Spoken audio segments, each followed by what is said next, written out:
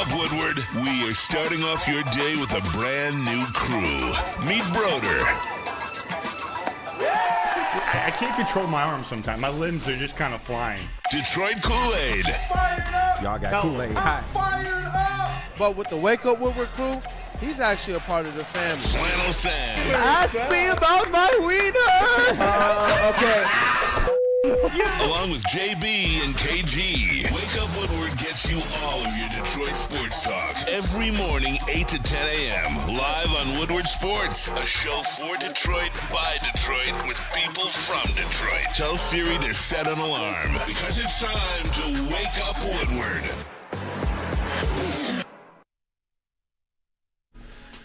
What up, though, people? It's Wake Up Woodward, and we appreciate you all for choosing to kick off this victory show with the WUW Crew. The Tigers, they just keep on winning, man. If it's not the Dodgers, it's like beware.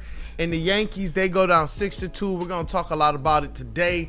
It's your boy, Brandon, a.k.a. Detroit Kool-Aid, your credential Pistons reporter, writer for the network. Flannel Sam, welcome back, my brother. The vet of the squad, vet of the network. Red Wings correspondent, all sports knower. What up, though? I mean, it was partially a victory show, partially not. But we're going to get into it. Should be fun. Yeah, definitely, man. Hey, you know what? Before we get into the Around the City, you want to tell the people what's on the menu? Absolutely. We got some Tiger talk because they just continue to win. We're going to talk a little Lions, a certain player who was hurt for most of last year, but really showed out when he was healthy. We saw him sprinting, video of him sprinting in Allen Park. I think you guys probably know who that is. And also, friend of the network, Tim Twentyman, put out a mock draft in which he has the Lions making a very interesting pick and passing on a couple of interesting people as well. So, but for that, Around the City. Yeah, it's an interesting one. I can't wait to get to that one. I was kind of intrigued when I saw that one and looked into the player. But you know what? Those Detroit Pistons, there are some people out there, Flannel Sam, who are concerned. And I wanted to be able to talk this in a little bit in the opening because I wanted your take on this as well. Sacramento Kings last night, they go out and they beat the Pistons by 10, 127-117. Zach LaVine, 43 points. DeMar DeRozan, 37 points. And Sabonis, a big triple-double. And those guys are fighting for their postseason positioning and postseason lives. They needed that win last night, whereas the Pistons, still without Tobias Harris, get Jalen Duren back. Yeah, they don't really play Asar and Duren in the second half that much, kind of coast. Now they're in the 6th seed. Is there anything, just from your perspective, that concerns you as they're just now 3 games away from the playoffs? I mean, no, I wouldn't say concerned per se because they're locked into the 6th seed, and obviously DeMar DeRozan, Zach LaVine, and Domantas Sabonis all on the same day just go off. I mean, what was Zach LaVine? 8 of 11 from 3. It's just that's just what Zach LaVine does when he turns into a mix of prime Kobe and prime Steph against the Pistons, because of course he does. I would just say if there's anything that I'm concerned about, it wasn't. I don't think the defense. Obviously, players going off is going to happen, but I don't think the defense was necessarily great. You saw a couple of players not getting as many minutes in the second half, and also one thing that I will say, and I don't want to get into this too much because it isn't getting into the playoffs is getting into the playoffs. I'm not super concerned with who the Pistons face, but there's this groundswell of people that just would give their left nut almost to play the Knicks. Oh, we're going to kill the Knicks. Be careful what you wish for. I think it would be better for them to potentially get the 5, but that's just me. Yeah, and that's something we're definitely going to talk a lot more about on Wednesday with Legend Rod Beard.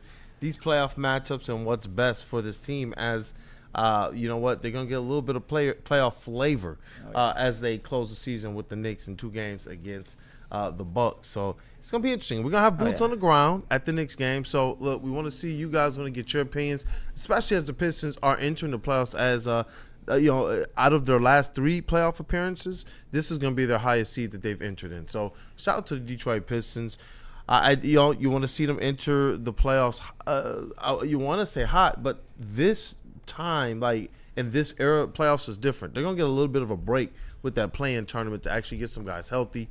So when you're talking about momentum, really it's about how much preparation they're putting in, how much video work they're going to be putting in, you know what I mean, how much they're doing during that break to get healthy, how much they're doing during that break as well to try and hone in and improve on a few things like free throw shooting. And so that's where I do believe this Detroit Pistons team right now, everything that they're doing, just from my perspective, looks like they are getting prepared already for the playoffs. And if you're JB Bickerstaff, as a coach, maybe this is a part of the maturation as a coach as well, getting your guys ready for what comes next, especially if you're already locked in. Yeah, and at the end of the day, it's the playoffs. It's the only thing that matters, and all this can be forgotten if the Pistons have a good showing in the playoffs. It's just, as a Pistons fan, we all know that it's a kick in the nuts, back-to-back, a Desmond Bane masterclass against the Pistons, and then Zach LaVine, because of course they did. It's always It's those always two, though. I hate Desmond Bane man. with like with the fire of 1,000 suns, and I'm not on some hater shit. He's a damn good player, but he's not as good as he looks against the Pistons. Come on. He has some weird comments too about us passing him up in the draft. Well, probably should have gotten him, but that's neither here nor there. I was like, yo, what if we had Desmond Bane right now, part of this young core? I'd rather But, just keep him you know. away for the rest of society at this point. JBSmooovv, what about you, man? That confidence, man. Before we talk, this national championship game, I can't wait to hear what Flynn has to say about that. It was intriguing. I mean, I'm still confident in the team. I was there last night. I was able to, witness and take witness to everything that was going on. Gotta respect Cade a lot, just because every single time he gets the ball, you see the defense kind of crashing out to try and defend him, to stop him from getting to the hoop, but it just doesn't happen from time to time. And I remember texting you last night, where was during that second half? I was waiting for him to get back off the bench. I see him right there, and he's just sitting on the bench, just chilling, But as you said, maybe I didn't take into account that, maybe they're preparing for the playoffs. They're just trying to rest these guys as much as they can. Just rest them as much as they can, and then all right, playoff time, pedal to the metal, all gas, no breaks. You guys, look, you know how serious this is, but as of last night, they almost had this game in hand. I hated having to sit there and watch the back-to-back threes that they just had to endure from Zach LaVine. Just come down, 3. All right, come back down. All right, Beasley, 3. All right, come back down. Zach LaVine, 3. All right, time out. What are we doing right now? What are we doing? Like, come on. It was rough to see that happen, but I'm not losing hope. Like, I still see promise in this team, and I don't care. Knicks, don't matter. Knicks, Twix, don't matter. Pistons and 6. Let's go, bars. Cavassier.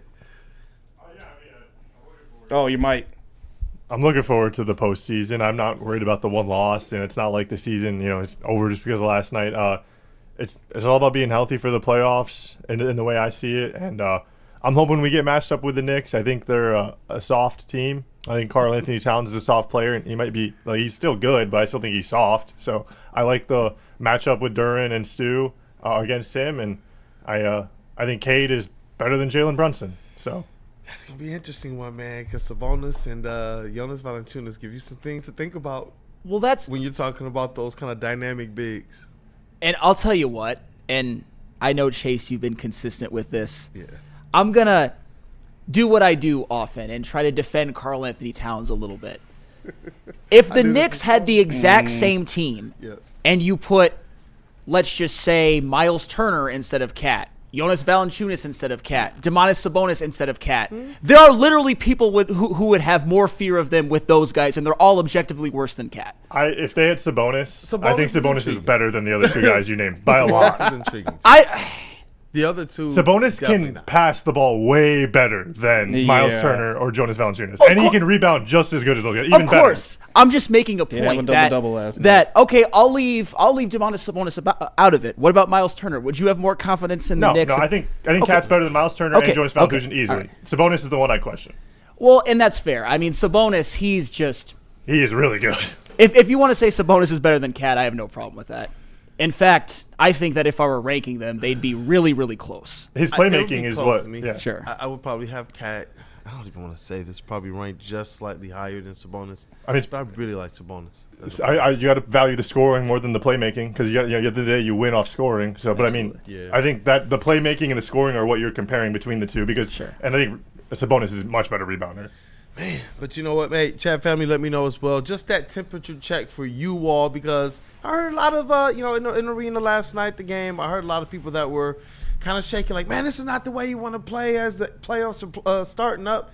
I just want to know how you guys are feeling, if you kind of see the bigger vision here, and if there is any concern at all for these Detroit Pistons as the playoffs, as the postseason is going to begin, first with that play-in tournament. But there was another tournament, an end of one, a conclusion, a national championship. As Flannel Sam's face just lights up with a smile. Can you tell that he likes to talk hoops? I mean, I do. To be honest, I wasn't. It's good basketball, obviously, with Florida and Houston, two good teams, two number one seeds. I wasn't super invested, but you have to give a shout out though to the University of Florida basketball program. People forget they've won 3 national championships in the 21st century. They just won their third. Damn. I still can you believe that back in the day they had Joakim Noah, Al Horford, and Corey Brewer on the same team? They won a national championship and then they ran it back. But then, hey, just many, many years later, they were able to get one in this era this year, and it's just winning national championships in this century. UConn's got 4, North Carolina's got 3, Duke's got 3, Florida's got 3, Kansas has 2, and Villanova has 2. And another interesting thing, though, about Florida, which I'm hoping that it's something that Dusty May and Michigan can emulate, and they did to a lesser degree this past season, although they weren't nearly the team that Florida was. Walter Clayton Jr., their star, he's a transfer from Iona, been there 2 years. Elijah Martin, second leading scorer, was also a transfer from, but this time he was from FAU. He was one of Dusty May's cast-offs when he left to Michigan. Wish Michigan could have got him. Florida did. Florida was reaping the benefits. Will Richard, he's been in the program for 3 years, but he was a transfer from Belmont. This is the way that college basketball is going. And even the previous year's UConn team, Tristan Newton and Cam Spencer, were also transfers. That's how Michigan is going to probably have to compete to try to win. And it looks like Dusty May is doing what it takes. It looks like Ward Manuel is opening up the checkbook, and hopefully Michigan can, follow Florida's lead a little bit, follow what's going on in the NCAA a little bit, and use the transfer portal to their advantage. I know they're working in it right now.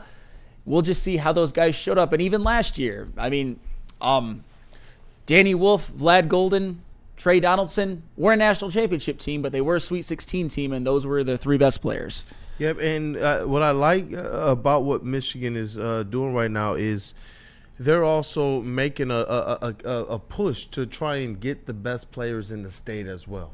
So if you're going out and you're getting your best transfer portal players, then you can position yourself to go out there and get your Mr. Basketball or some of your top, all-state players from in-state, and create a nice mix of culture, people that understand what it is here, and those guys that have the experience in college basketball. And that's what we see with this kind of class that he's putting together currently. And Dusty May, he's been cooking. I wish you were here yesterday. Just before we get into that next segment, how are you feeling about portal merchant Dusty May? I'm feeling great right now. 3 guys, number 1 transfer in the, at least in terms of forwards in the country, with Landenborg from UAB. Yeah, talk about it, man. Hey, the comparisons that he's getting, and I understand that these are lofty, Janai Broom. But people forget, Janai Broom was a transfer from Moorhead State. In Landenberg, he's got that all-around game. He could score, he could rebound, he can distribute. He's efficient with his scoring, can shoot the 3 a little bit. That's the type of all-around player who I think could really unlock a great Michigan team. I think that he could even be more productive for Michigan than what Danny Wolf was last year. And they got that wing, Merez Johnson, that super athletic wing from Illinois. Doesn't have much of an all-around game yet, but he can at least... He's got athleticism. He can defend really well. He can guard the perimeter. And then, of course, when you've got a guy like Elliot Cadeau, who I was happy about, some Michigan fans weren't, the best thing that you can do for an Elliot Cadeau is to surround him with good players, because you saw how it worked 2 years ago at North Carolina when he was the leading assist man on number 1 seed that had R.J. Davis and Armando Bacot. I'm not saying that Michigan has necessarily guys that good this year, but we shall see. We shall see the type of players that take a leap. And somebody that I really think will benefit from an Elliot Cadeau next year, somebody who I definitely think is coming back because he seems like a through and through Michigan man. I think Will Shedder is going to get more open threes next year. Look for Will Shedder to average more than 10 points a game on over 40% from behind the arc and play that defense and gritty style of basketball that we all know him and love him for. Hey, you know what, man? I do believe the state of Michigan is going to be running the Big Ten basketball for the foreseeable future. I just do. We'll see. What we see out of Dusty May right now, and they're about to cut the checks for Tom Izzo. That might be an insane combination, man. Insane. We'll see. And shout out to the SEC as well. I know that I haven't always been friendly to the SEC, but hey, Florida won. Auburn made the Final Four. Can't say shit about the SEC, at least when it comes to basketball right now. The trend continues, too, as far as, like, teams west of the Mississippi River. There's only been 3 in, like, the last, since, like, 2020 that have won the, or 2000, I mean, that have won the championships. Baylor, Kansas, Arizona. Every other team has been east of the Mississippi River. It's like a weird geographic anomaly. That is crazy. In Arizona, you almost forget. Yeah. Yeah. And it was Chase Kansas GPT. twice, but, like, it's The weird East little just knows anomaly. We talked about it basketball. on Big D like a week ago. That is wild. East just knows ball. That's all. But at the end of the day, I mean, UCLA used to be a powerhouse, obviously the powerhouse when they had, John Wooden and Bill Walton and Kareem, who was Lou Alcindor at the time. Haven't been so much lately. I know they've had some good teams. I know they had a championship, I believe, in the mid-'90s. I know they had that team with Lonzo Ball and whatnot, but that's really who was carrying the West Coast for the 60s, 70s, and whatnot, and nobody has really taken that mantle since in terms of that geographic region. Man, you know what? And we got to talk about these Detroit Tigers. And on one Casey Mize, do we just say, I'm just going to call him Star. Star Casey Mize. Hey, he went out there and pitched to Jim and gave this Detroit Tigers team an opportunity to win. And I guess the Tigers just get hits now? Hey, they get hits. No matter who's out there, no matter who performs, no matter who needs to get it done, that is who gets it done. Some super chats Yes, to clear up before we go to break. Shout out to everyone sending in super chats as well too. $5 from Burn. He says, I call taking 2 from the Yankees now. Go take 1 more. If the Tigers take 2 more, oh man. Yeah, win the series against the Yankees and you're sitting pretty. That's really all you can ask for. And if you sweep, if you have a 6-0 first homestand, look out. Come on. Especially if you bookend it with the Yankees. It's with the people out there right now saying, well, it was just the White Sox.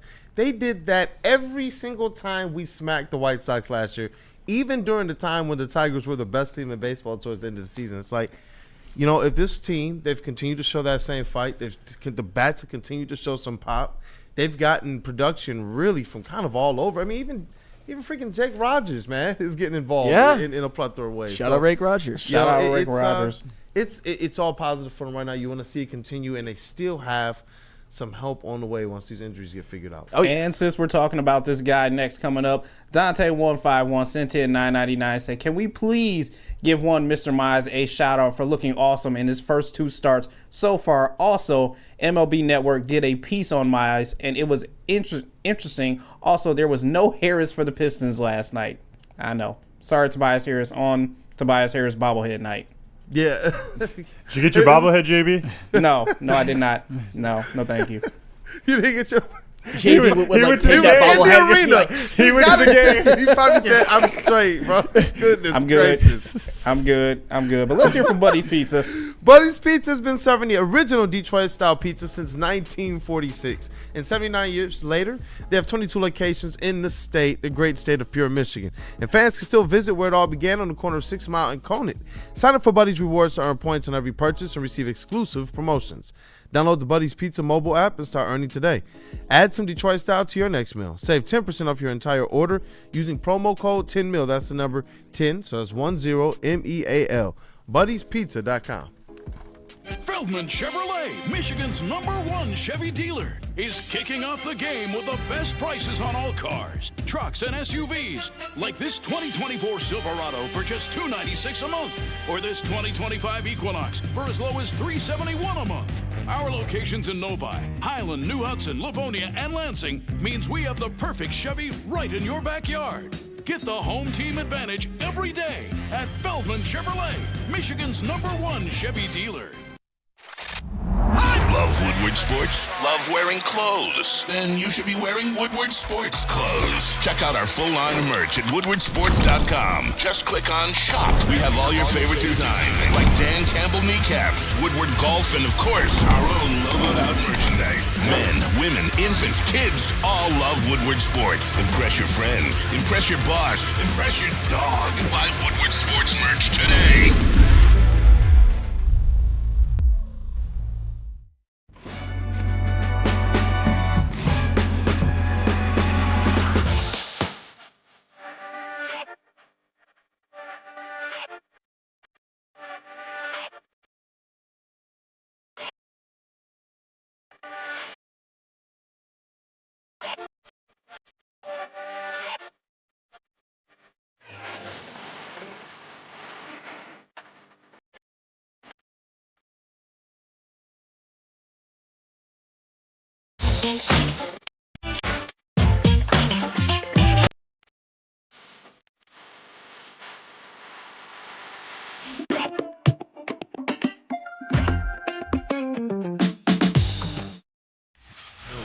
Gives away more cash and prizes than Woodward Sports. You don't believe us? Here's our latest $10,000 winner.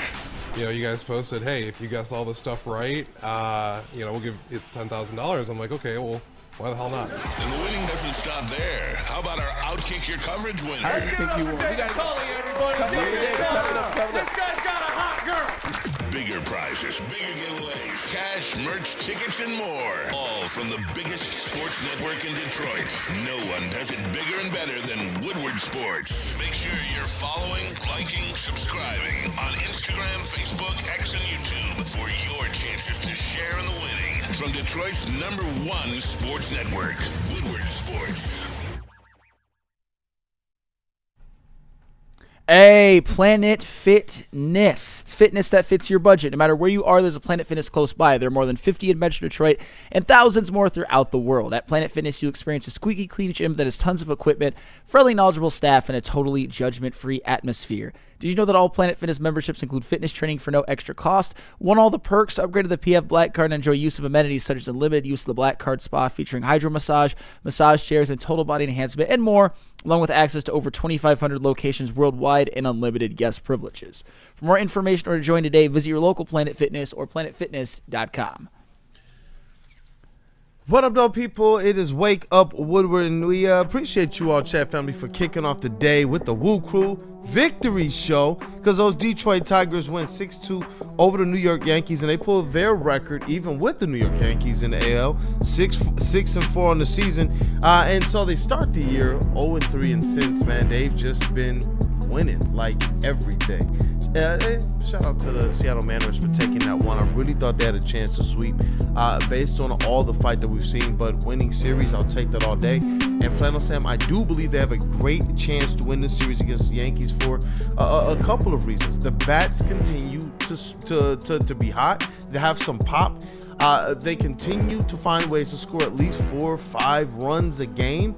And the pitching, when you add in the fact that you're getting good pitching throughout all of the starting cast, including Casey Mize, who we heard from some of our chat family has been hot, man, the last couple games. This Detroit Tigers team, I think my 91 is looking kind of good, bro. Hey, I got 88. I think both of ours are looking pretty good at this point. And to Wheezy D and Crazy Clown, you absolutely can victory lap Casey Mize. Go ahead for it. And Torque, for that matter. But we've been doing that all along because he's an everyday player. But I've got a few takeaways from yesterday's game. First off, it's just really nice that it's against the New York Yankees. I understand that watching the Tigers, watching them play the White Sox, you could see that they completely dominated 2 games and then had an amazing rally in Game 3, which is not easy to do against any team, sweeping them. But some people might say, it's the White Sox. I hear even other shows on this network dismiss the Tigers last season because they got to play the White Sox a lot. But in the case of this year, if you sweep a Major League Baseball team, I'm not going to poo-poo that ever. In no circumstance ever am I going to poo-poo that. Talk And the that fact talk. that they were able to sweep instead of take 2 out of 3, that makes a heck of a difference to me. But also the fact that you were able to get one against the Yankees, I love to see that as well. And oh, by the way, Torpedo Bat Jazz, who I hear about being the next Hall of Famer, 0-4 to bring his batting average to 214, his on-base percentage to 283. Chill on, Jazz. Anywho, that's just, but his OPS is 830, by the way. That's actually pretty good, but we're not going to talk about that. You a hater. Absolutely. Absolutely I am. Jazz Chisholm is probably my least favorite player in the MLB. But the biggest story of the game, other than the fact that it was against the Yankees, was, of course, Casey Mize. Casey Mize looked like an ace out there for the second start in a row. 6 innings, 1 earned run, 6 strikeouts, 3 walks, 2 starts, a 2-0 record with an 0.77 ERA, 16 first pitch strikes on 24 batters faced. That is a formula to winning and pitching a good game, not getting behind in counts, getting ahead in counts. And also, you saw his entire repertoire on display. Of the 6 strikeouts, 4 of the third strikes were on splitters, and 2 were on a 4-seam fastball, and 2 of those strikeouts were on, of course, Mr. Jazz Chisholm. Love to see that. Casey Mize was great again, looking like the ace that he was drafted to be, and I just think about how much Casey Mize being this, or even 75% of what he's been his first couple of starts of the season. Think about how much this raises the floor and the ceiling for this team. If Casey Mize is good, this team is minimum 85 wins. Minimum. And it feels like this team and this organization, from a development standpoint, you see guys are a little bit tighter. You see guys are as it relates to the pitches, it's like they're hitting their windows more comfortably. Guys are looking confident, not just the pitchers, but also the batters as well. And they're able to see the plate a little bit more. They're able to battle a little bit more. So if they're going to be an out, I'm seeing just a little bit more out of all these guys. And that's why I do look at A.J. Hinch and his staff as well and giving them some credit. Chris Fetter, what a hire. And I remember there was some news, I think late last offseason or something, that was like, is he potentially going to, leave the organization and take a different job? And I'm glad that he's a guy that they decided to retain, especially with this pitching staff who, I was telling KG this, and he's kind of held this firm since like the first 3 or 4 games of the season, that the bats right now are probably a little bit ahead of the pitching staff. And if that holds true, this Tigers team is going to be really, really good. Yeah, and we know how good this pitching staff is. Well, and I wanted to talk about the positional players and the hitters as well, because I've been somebody who been a little bit more optimistic when it comes to what certain players could do. Obviously, I was shaken a bit with the injuries that are still there and have been added to with Gleyber Torres, but the reality is that the Tigers have had a ton of people that are stepping up. And we all know that in the White Sox series, it was highlighted by Riley Green, Spencer Torkelson, and Kerry Carpenter. Those were the big bats. Those were the big boppers. Those are really who... The big boppers. I wouldn't say carried you in that series, but were really played like the stars that we need them to be, in which Riley Green already is because he was an all-star last year. But in this game, against the New York Yankees, Spencer Torkelson and Riley Green went a combined 0 of 8. Kerry Carpenter didn't start. He did have a pinch hit walk, but those 3 guys basically had no impact on that game offensively, and they still scored 6 runs. Absolutely unbelievable. If you would have told me before the game that Torque and Riley Green went a combined 0 of 8, I might have said, we might have lost this one. Better luck next time. Or it would have taken like a 2-1 win. But at the end of the day, other guys stepped up. How about Andy Ibanez? All that guy does is hit left-handed pitching. 2 guys on, hit a 3-run homer.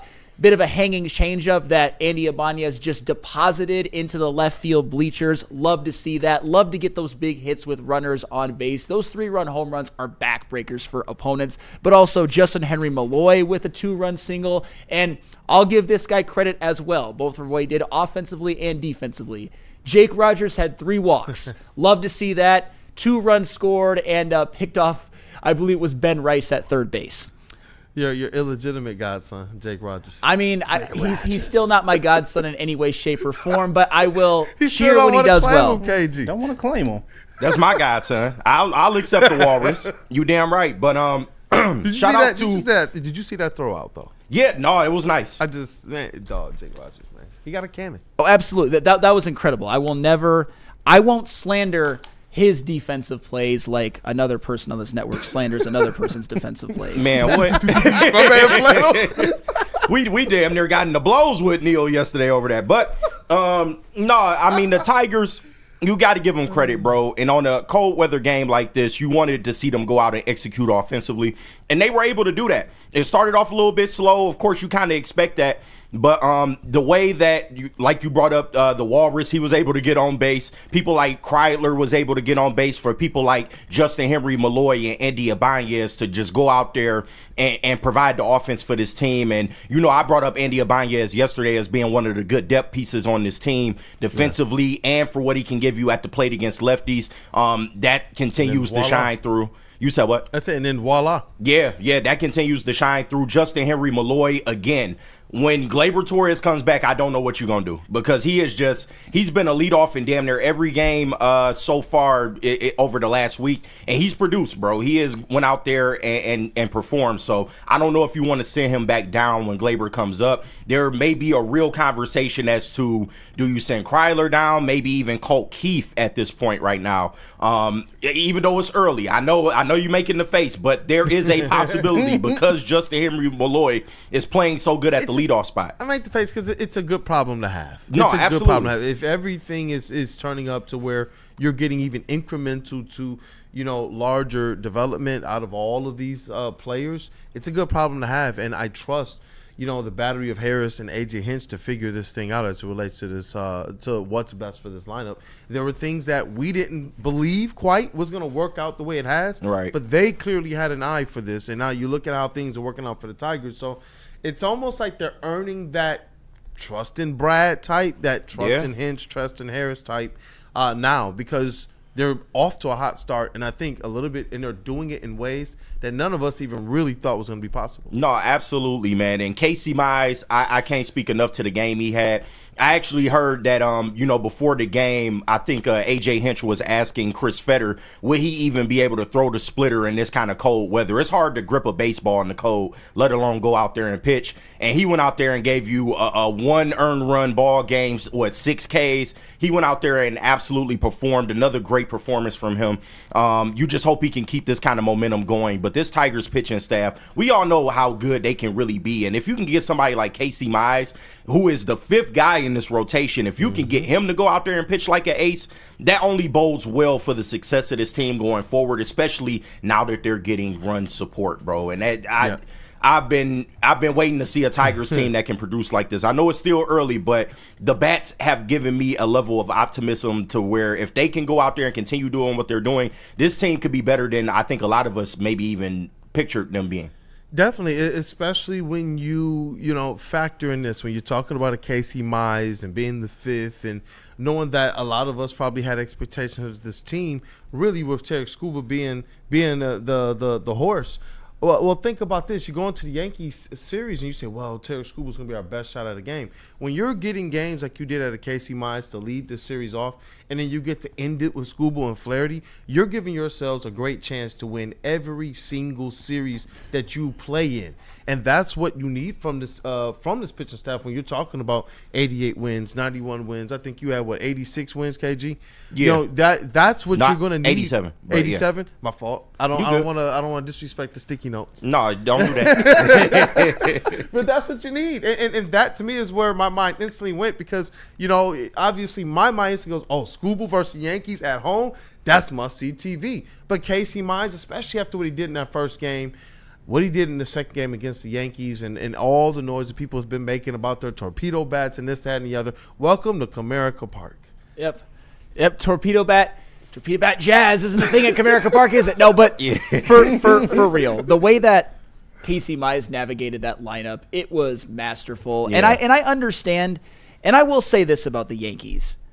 I think they take a step back this year. I don't think they win the division. They lost Juan Soto, which is huge. Yeah. And they got Paul Goldschmidt, who I think is on washed alert, although he's playing pretty well to start the year, and Cody Bellinger, who's been really, really inconsistent since his MVP years with the Dodgers. But that's still no small feat, getting through that lineup relatively unscathed. Hey, the one person you gave an RBI up to was Aaron Judge. Join the club. Right. Everybody does, at least in the regular season.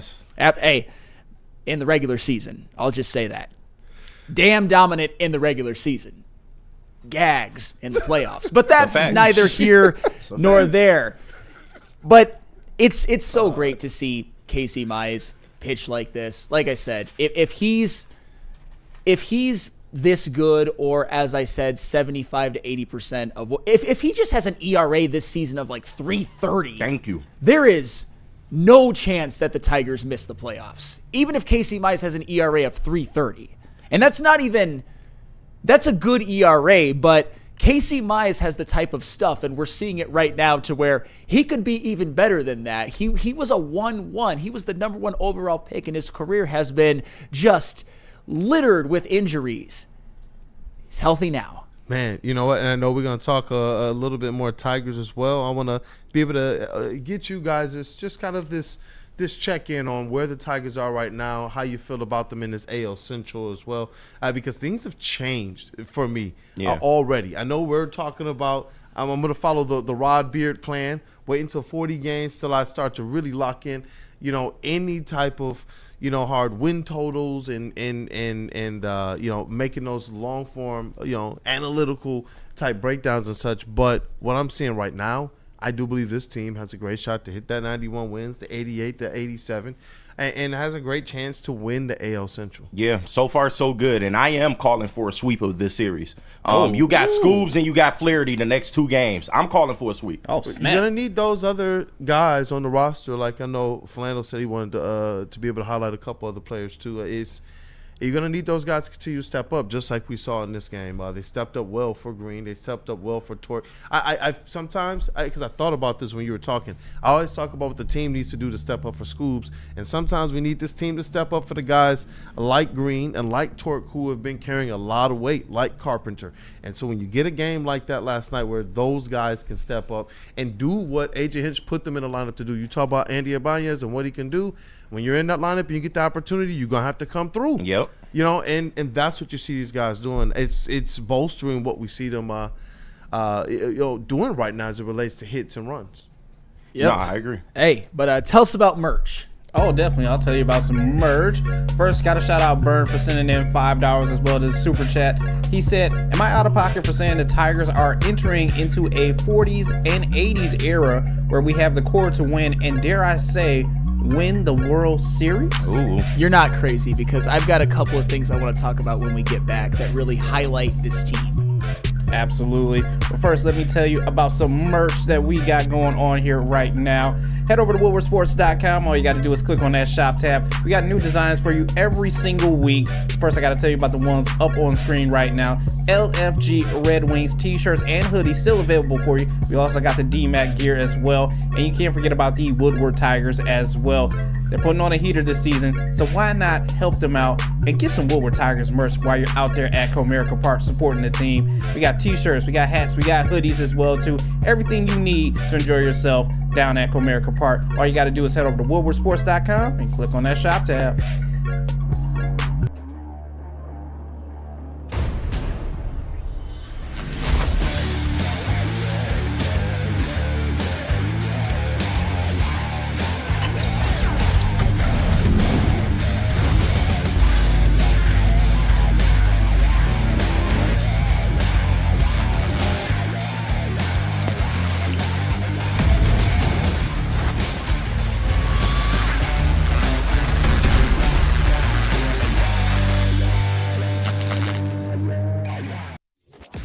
Injuries? Big news. Twice a week, Dr. Jeff Pierce from Michigan Sports and Spine joins Woodward Sports Network for the Injury Insider Report. Big D Energy Tuesdays at noon, and Ermanni and Edwards with Maz Thursdays at 3:30. Get expert analysis and in-depth breakdowns on the latest sports injuries from the man trusted by top athletes in the community, like D-Mac. Whether it's the Lions, Pistons, Tigers, or Red Wings, Dr. Pierce talks us through it all. Don't miss the Injury Insider Report with Dr. Jeff Pierce, your go-to source for understanding the impact of injuries on the games and players we love. Only on Woodward Sports Network. Scan the QR code on the screen or go to MichiganSportsandSpine.com to see if Dr. Jeff Pierce can help you. Walk into any Lady Jane's Haircuts for Men today. Open 7 days a week. Sit back, relax, and enjoy precision haircut, scalp massage, hot leather neck shave, and hot towel treatment from one of our talented stylists. Step up your game this season and take advantage of our $20 haircut special. Scan the QR code and get your coupon today. Lady Jane's Haircuts for Men, the ultimate haircut experience. Open 7 days a week. Walk-ins always welcome. Lady Jane's Haircuts for Men. It's wicked awesome. Love Woodward Sports? Love wearing clothes? Then you should be wearing Woodward Sports clothes. Check out our full line of merch at woodwardsports.com. Just click on Shop. We have all your favorite designs, like Dan Campbell kneecaps, Woodward Golf, and of course, our own logoed out merchandise. Men, women, infants, kids, all love Woodward Sports. Impress your friends. Impress your boss. Impress your dog. Buy Woodward Sports merch today.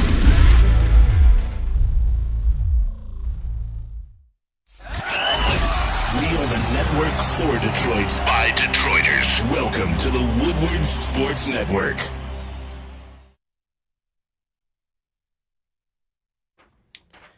It's your boy KG here. Hey, my name's on the read now. Your boy KG here to talk to you about Mad Packs. Mad Packs is the hottest new cannabis brand, and they are partnering with Woodward Sports. You know what that means? I am going to be feeling good every day, not just opening day. I'm going to be feeling real good every day that I crack open one of these. Mad Packs is going to take your game to the next level. High Low is getting you high for the low, delivering top tier quality at unbeatable prices. Boom shakalaka. Boom shakalaka. Man, what they talking about? Boom shakalaka is a live resin infused tarantula. This one's the bomb, the blizzard packs, THCA moon rocks that hit like a blizzard. Oh man, sounds good. Coming to select retailers in May of 2025. Stay tuned to Woodward Sports for all of the latest updates. Hey, and we are back. Boom, shakalaka, man. It reminds me of NBA Jam. Yeah, it does. It really does, man. That's an epic read. There were some pretty cool people, man. Great people that hung out with us down at opening day. Yeah, big shout out to Mad Packs for sponsoring our opening day coverage and now being one of the sponsors on the network as well. It's always cool to see businesses expanding and anything we can do to help the sponsors as well as the chat family. You already know Woodward Sports is there for it and the WUW Crew. So chat family, go ahead and smash that like button. And this is going ahead and just satisfy that like button real quick. Oh, we got to set the mood, man. Fresh off the smoke. I think we got to get a little bit of that Flannelangelo real quick. Why not? You know what I'm saying? Like, hey, let's rock.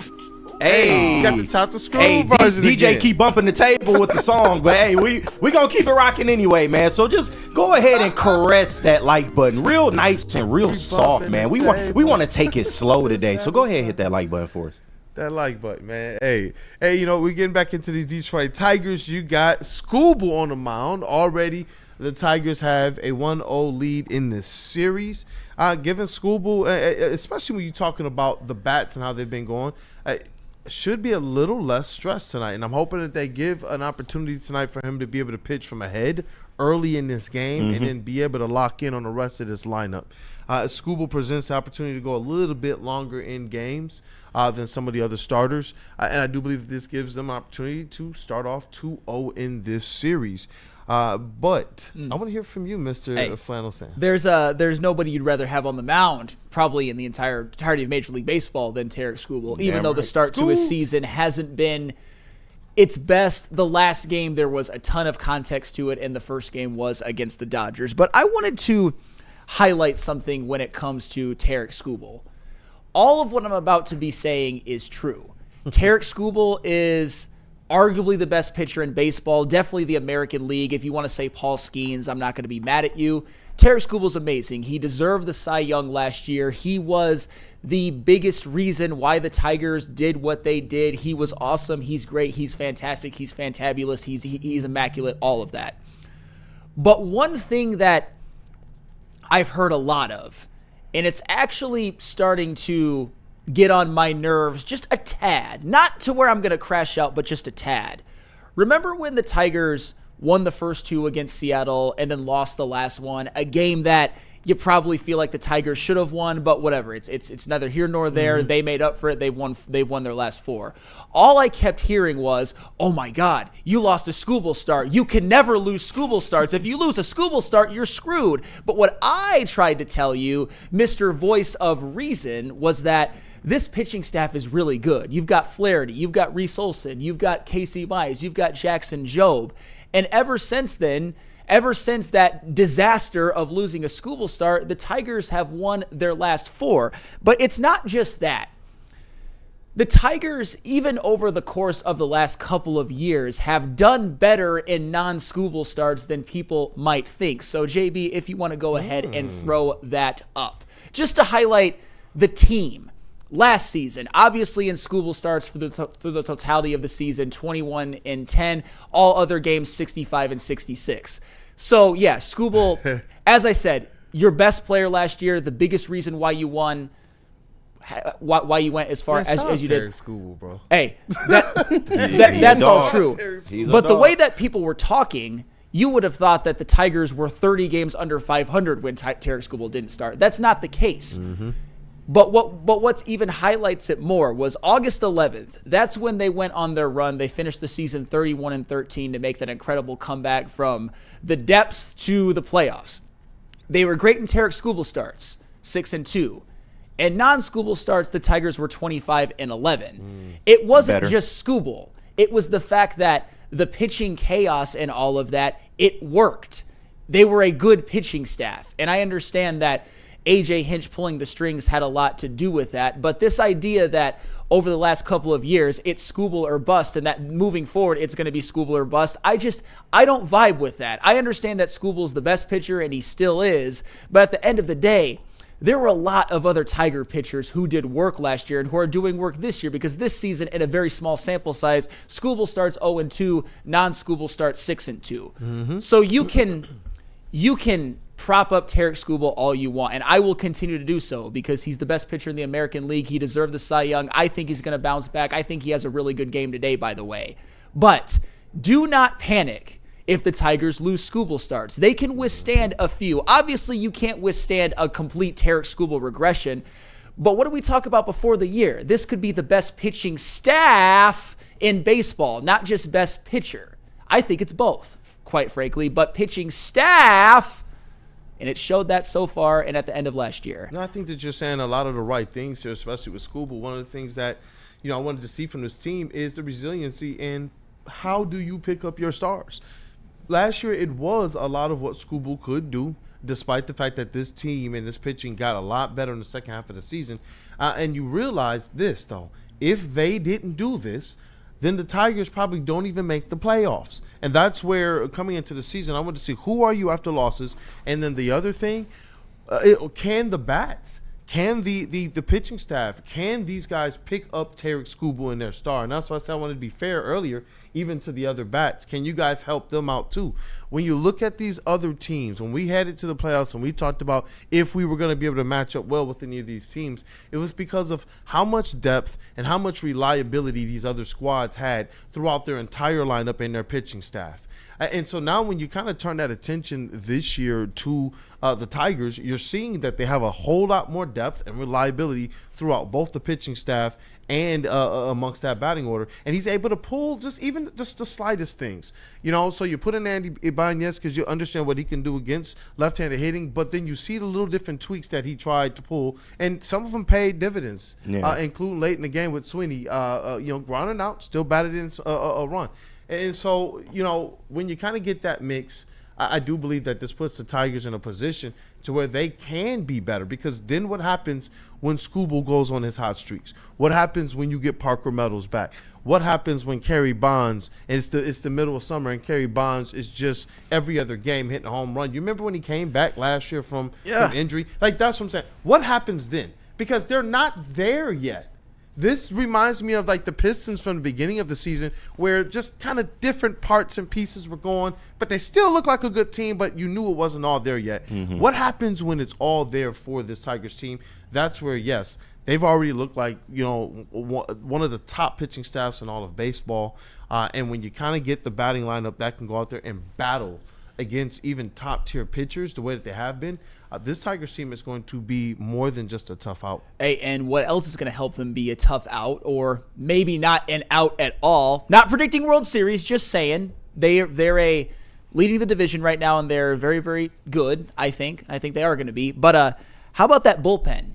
Yeah. And I understand that Kenta Maeda is Kenta Maeda, but other than him, ever since the Dodgers series, the bullpen has been absolutely lights out. And a couple of guys that I want to highlight are Tommy Kahnle and John Brebbia. And this is where I have to do a little bit of a mea culpa. When John Brebbia was signed, I didn't really think much of it. And who knows, it still might end up not being a great signing. It's still very early. But John Brebbia, 5 innings pitched of 0 earned runs. I was maybe a little bit too caught up in how he looked for the White Sox last year, because he was not good for the White Sox, but nobody was good for the White Sox last year. But and we have Chris Fetter. Absolutely. But he went to the Braves last year and was good. And throughout his career, he's a 3.75 ERA guy. And yes, Chris Fetter is the ultimate wild card to where he can revive careers. I mean, he did it with Jack Flaherty. We saw it in real time. And John Brebbia, even though he's 34 years old, is pitching great. So is Tommy Kahnle, who we more suspected was going to be a big arm in this bullpen, but he's been exactly that. 4 innings, 0 earned runs. And, of course, Tyler Holton doing what he does best. Maybe the best pitcher at his position in all of baseball when you really talk about it. He's so far above the next middle reliever in the MLB. To me, it's not even funny. 4 2/3, 0 earned runs. And you know who has to get some credit for that? A guy who's been often maligned at times, Scott Harris. Scott Harris gave us all these guys, Holton, Kahnle, and John Brebbia, and none of them at the time, besides maybe Tommy Kahnle, were really even that heralded, and nor should they have been, especially with a Brebbia and Holton. But Scott Harris, man, you know me. I'm always more down to play a little money ball than most, and all 3 of these guys right now are looking like damn good signings. It's very, very early, but we know Tommy Kahnle has a track record. We know Tyler Holton's been dominant. We know John Brebbia for the most of his career has been good, and we know that the Tigers have Chris Fetter. Yeah. So happy with the bullpen. Figure that it would be great. It's been like that so far, besides that bum Maeda. But that's where, earlier I was saying, with Harris and with A.J. Hinch, they're really starting to earn that kind of the trust in Brad that we give to Brad Holmes and the trust in Dan. You're not going to be perfect, but it's starting to prove that their vision is one that you can trust in. I know that there's some people who maybe it took a little bit of time to see exactly what the Eisner plan is, and then there's some people who are still trying to see the vision. With the Tigers, I believe it's just very, very clear, or it's starting to become very, very clear that they at least know what they're doing, and they know how to get the type of players that fit their system. And you're seeing it right now work beautifully, because they are overcoming a lot. Some players who might not be necessarily hitting the way that you want right now, some players who are injured, but they're still going out here and finding a way to put really both halves of this thing together, unlike the start to last season when it was, the pitching staff. And shout out to friend of the show, Shelby Miller. Those guys started off the season just absolutely. You did that, Sam. I did do that. You did that. I was fawning. Oh, my God, Shelby Miller's here. I even said, with how he started the season, you could get some Cy Young votes. And then it's your fault. It is my fault. It is my fault, but they did make the playoffs. So at the end of the day, Shelby Miller didn't quite contributed. Oh, he did, and he is a really, really nice guy. A very, very nice guy. Cool. Almost seems like somebody who just comes across as a regular dude. But Yeah, he was like, I didn't know because he's like, "What's up, bro?" He was like, "Man, this is really cool." Well, that's the thing. He obviously has no idea about that Woodward Sports was here. I think he thought he was going into a coffee shop where maybe he could be incognito. But we were like, "Oh no, we cover this team every day." That's Shelby Miller. We were like, "Oh, he's right there." Man, it was a real cool experience. It was dope that he gave us his time and everything. Yeah. But obviously these Detroit Tigers and what they're doing to with the time is absolutely doing work. Man, I really wish they could have taken one of those Dodgers games. Because like I said, I like the fight that I see out of the squad. And if they continue to do this, I believe you're going to see this team really shock a lot. I believe that there's some people out there who thought they would be a team to challenge for the wild card, but who thought that they would be a team that's going to go out here and really be able to dictate the pace of games against teams like the Yankees. It was never even close. Just a blowout of the Yankees. It's a beautiful, beautiful thing. And now they get Scooble. Absolutely. and one thing that I'm seeing in the chat from Gromit0237, there's a theme with people like this. Scooble carried the Tigers last year. He's the best pitcher on the Tigers, and the whole of MLB stopped the cap. He's mad at me for pointing out that when the Tigers made their run, they were actually really damn good with when Scooble didn't pitch as well, which is really weird. Scooble goes down and Tigers fall apart like the Wings and Larkin. I'm seeing that as well. Flannel, we have a Frankenstein outfield. Slow down. Just negativity everywhere.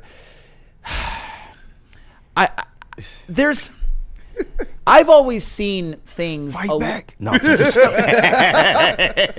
the thing. I've always.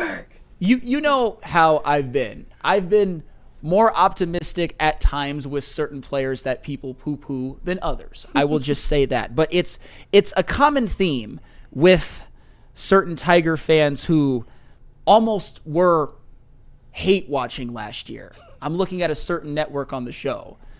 And not who you think, by the way.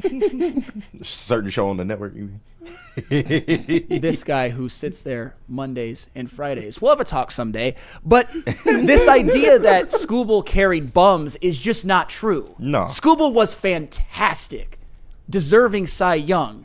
But how do you explain the Tigers going 25-11 down the stretch when Scooble didn't start? That's what I'm saying, is that Scooble's great. Scooble was the best player, but you don't make the playoffs just off of the back of one starting pitcher. You need more of a team. And a lot of those guys stepped up that I was more high on than a lot of you. Just why are you victory lapping and being negative after they just go on a 4-game winning streak? It's what we see with all of our other squads as well, and I'm glad that you hear them all kind of mentioning the same type of words.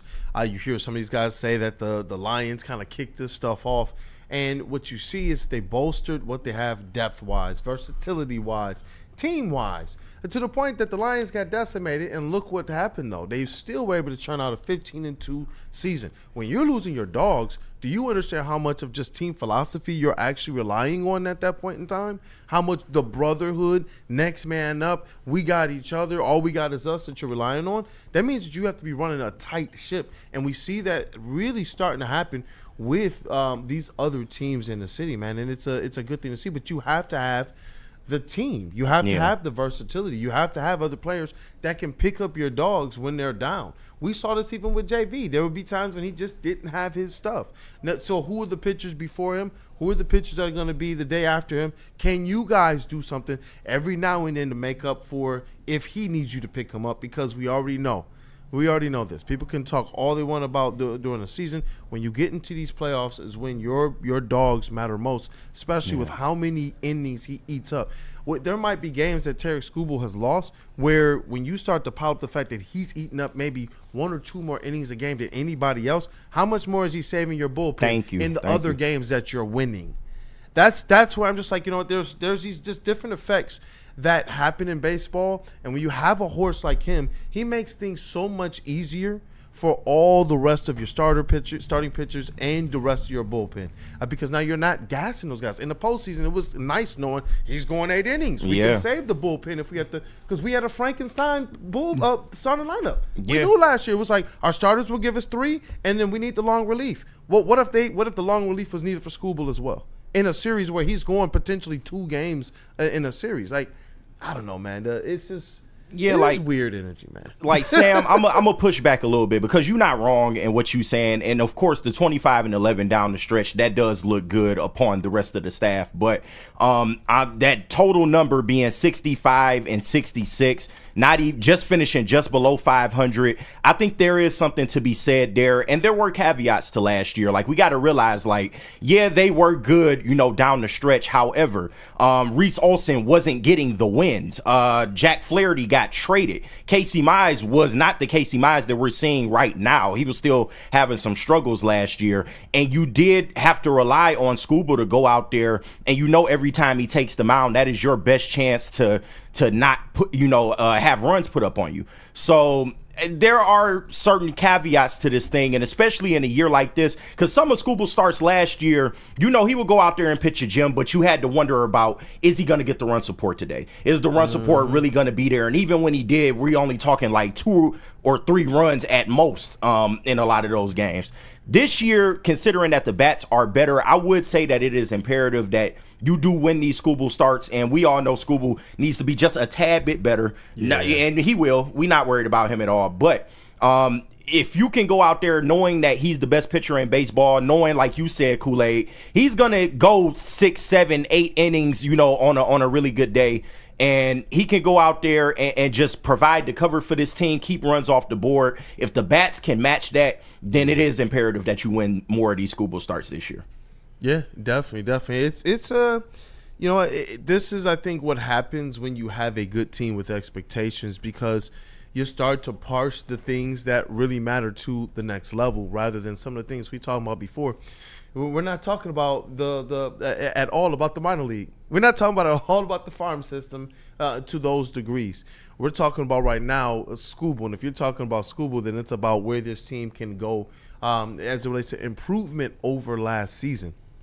And yes, I'm somewhere in the middle where I believe Scuba's overall impact as an individual allows this team to be better, even in games that people, it might not be the dub, but he still is going to set you up great in the long term. Yeah. But ultimately, to Flannel's point, you got to have this thing bolstered by a sure team that can pick you up. We've seen it now. Their wins have been this year because they've either picked up when other bats that we've depended on haven't gotten going, or if Scuba hasn't had his best stuff either.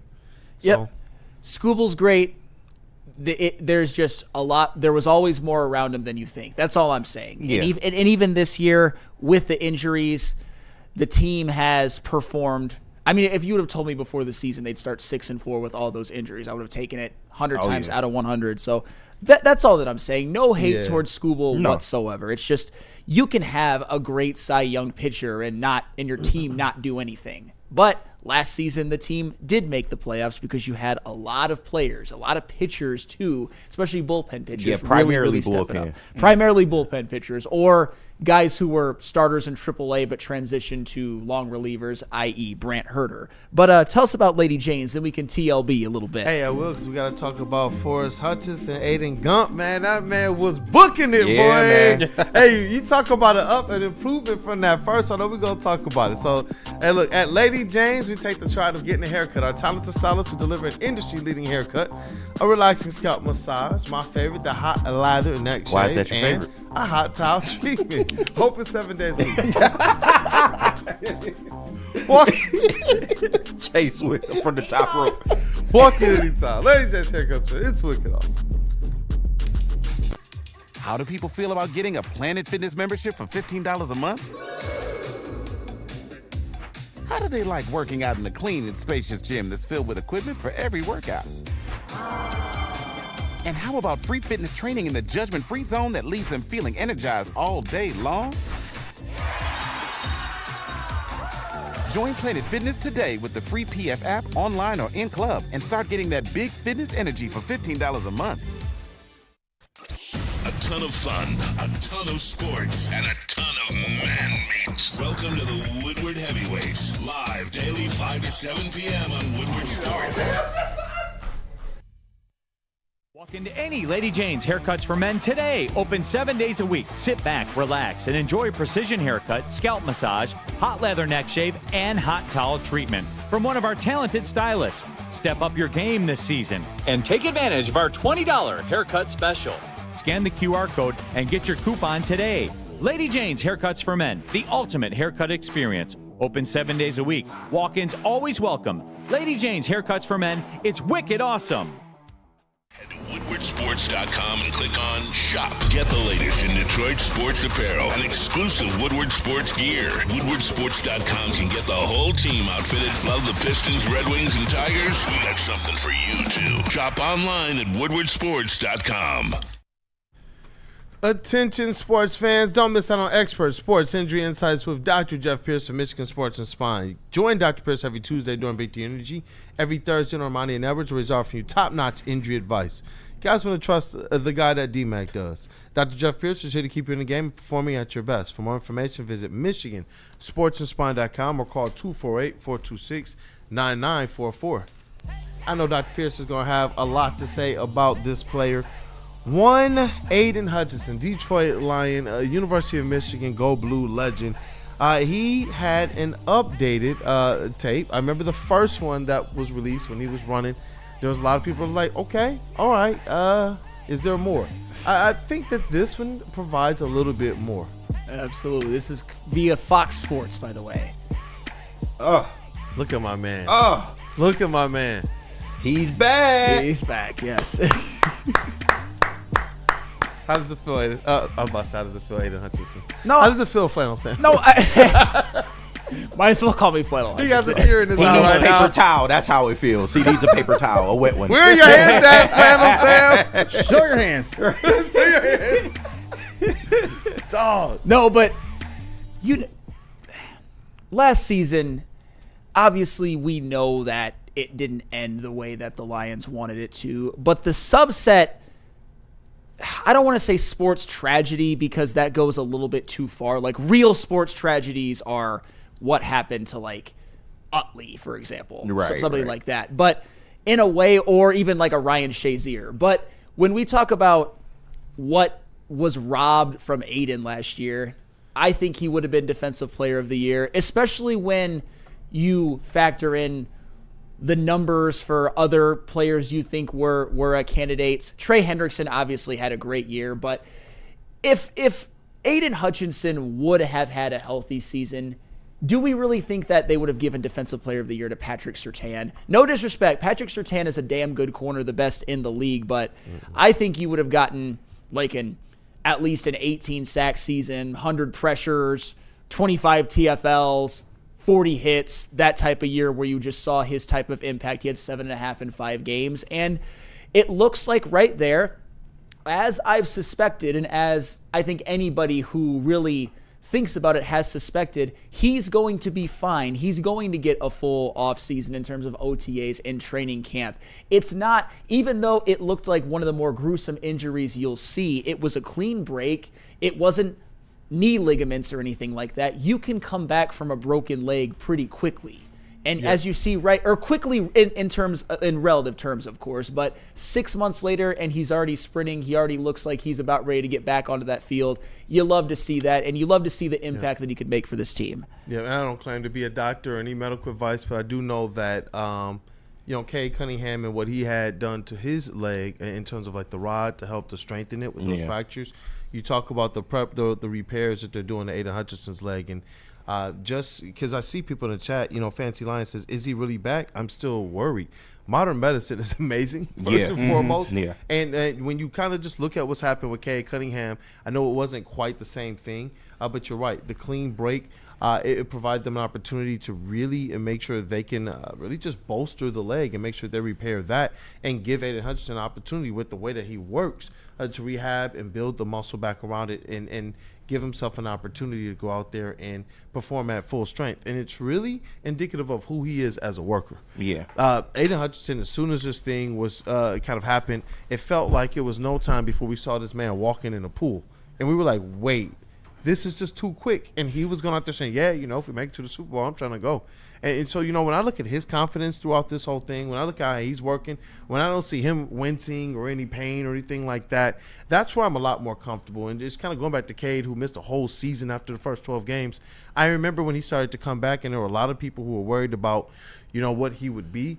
And you see it like a certain confidence and a comfort in a player's face, and you realize when they've kind of hurdled that mental part of the injury and you don't see them wincing from any pain, they're largely going to be okay. Yeah, and they were really having realistic conversations about this guy possibly playing some snaps in the Super Bowl. Mm-hmm. So that told me automatically he was ahead of schedule.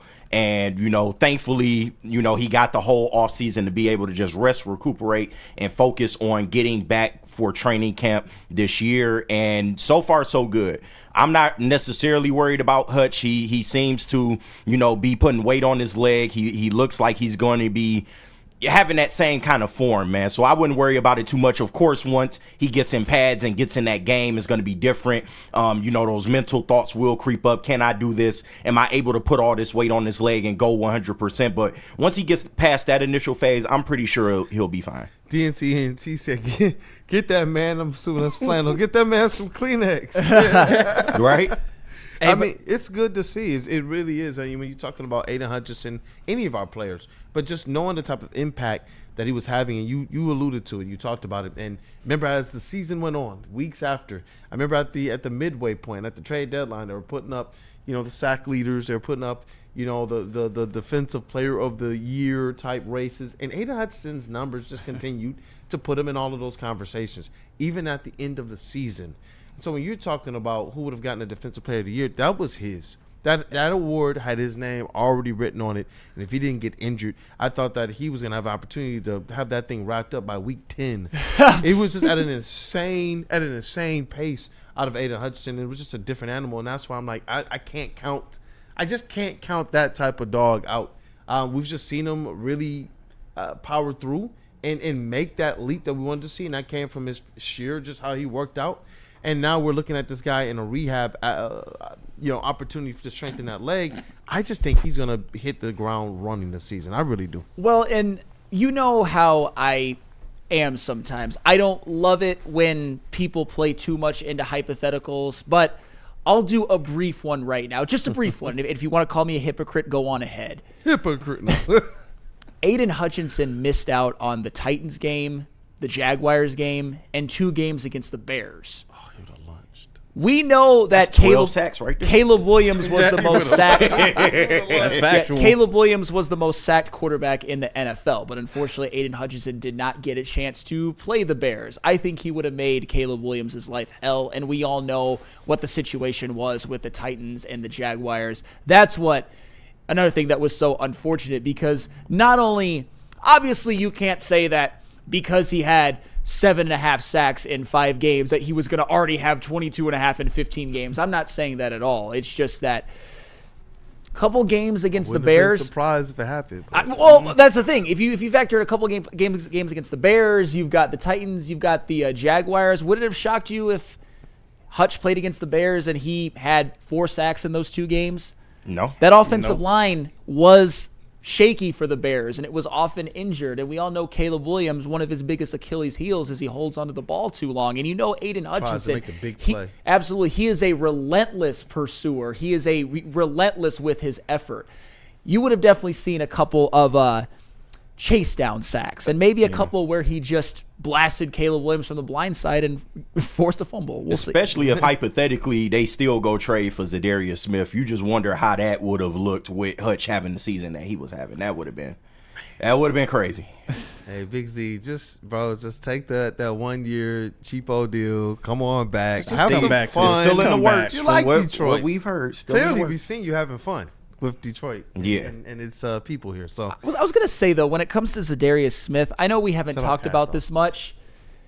Is Zadarius Smith scorned at all? No, I don't think so.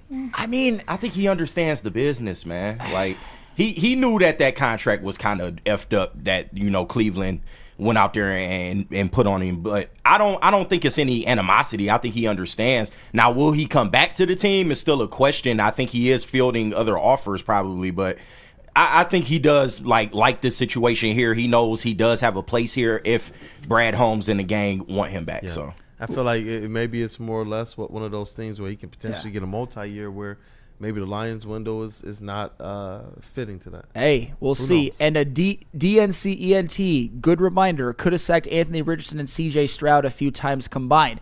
C.J. Stroud was the second most sacked quarterback in the NFL last year. And obviously they had Laramie Tunsil, but at the same time, just more opportunities that Aidan Hutchinson missed out on. But the Tigers, the Lions are going to need him this year to really show out and be at least an approximation of what he was at the beginning of last year. Because I think, and this isn't meant as a shot or anything, although I've been pretty consistent with how I feel. I think a heavy burden is going to be on him. But at the same time, he's a superstar, or at least a budding superstar. Sometimes you just got to deal with it. I feel like Aidan Hutchinson just already puts that pressure on himself, and I believe that's why we saw him get off to the start that we did. Mm-hmm. I think he hears all of the noise, even if it's like unfounded, even if it's not necessarily the right type of noise to have about his pressures and wanting, he should have more sacks. And hey, look, if you have the critique that you want to see him improve and get better, sure. But there are people who are literally making certain cases that maybe he's not the guy. He's not an untouchable. That was kind of crazy when I heard that come from these radio waves, man. These streaming waves, and so it's just like I believe that the type of player he is, we saw him get off to that start last year because he's that guy. He's always going to have that pressure on himself, and we see it. I think it's the same thing that all of us do, man. That's just what I knew about my granddad. That's what I knew about my pops. That's what I knew about my grandma. And for some reason, I can't shake that either. It's I think what drives us when they talk about kind of what connects you to Detroit, and they talk about going to work and working hard and grit and grind and getting out the mud and persevering and all of that. That's what I believe it is. And Aidan Hutchinson is from here. He's not just adopting that mentality as a player from somewhere else. He's from here. And so he's seen the same thing, too, out of his parents and out of his grand. And I do believe that that's going to go so far. Like, he wants to win. You got a chance to win a Super Bowl with the Lions. I'm just not counting out Aidan Hutchinson at all. And those videos, him running, him cutting, when you talked about the pursuit, when I see the video, that's exactly where my mind went to. And that's what we want out of him, that absolute pursuit. Even if he loses some speed off the line, that pursuit to me is what ultimately makes the difference, because he just doesn't give up. Yep, and that's why I think Caleb Williams would have been in a world of hurt in particular. And I like Caleb. I like Caleb, but even I understand his limitations. And Dante151 in the chat, and I might need help from others. Was it did Anson say anything about Hutch? I thought it was more Braylon, but if Anson said it, in lately, I would sure. know. Ooh, man. It would surprise me if Anson says it. Yeah, it wouldn't surprise me. But I'm not going to put words into his mouth. But Dante151 is pretty reliable. Go ahead. No, I was just going to say another one. I wanted to ask you, Steve DeYoung. He says he's calling his shot now. Hutchinson wins Defensive Player of the Year and Comeback Player of the Year this coming season. Wouldn't shock me. Obviously, there's a lot of good defensive players in the NFL, and for all we know, at least in terms of numbers, Nick Bosa could have a bounce back and be more healthy. Max Crosby could have a bounce back and be more healthy. I know he was battling something for a lot of the year, so you never know. But at the end of the day, Aidan Hutchinson, when we look at the odds next year, I bet he'll be amongst the highest, and he should be. I understand there might be some trepidation about his injury, especially when it comes to the mental side of it, because we all know Hutch, it was just an ultimate freak accident, and he didn't really do anything wrong. It was just sort of wrong leg place, whip, wrong time. Yeah. But at the end of the day, I think Hutch has come back from a serious injury before, and I think that he'll come back and at least be full speed very, very quickly. Hey, we got some super chats to clean up, JBSmooovv. Oh, yeah, definitely. Shout out to everyone sending in super chats once again.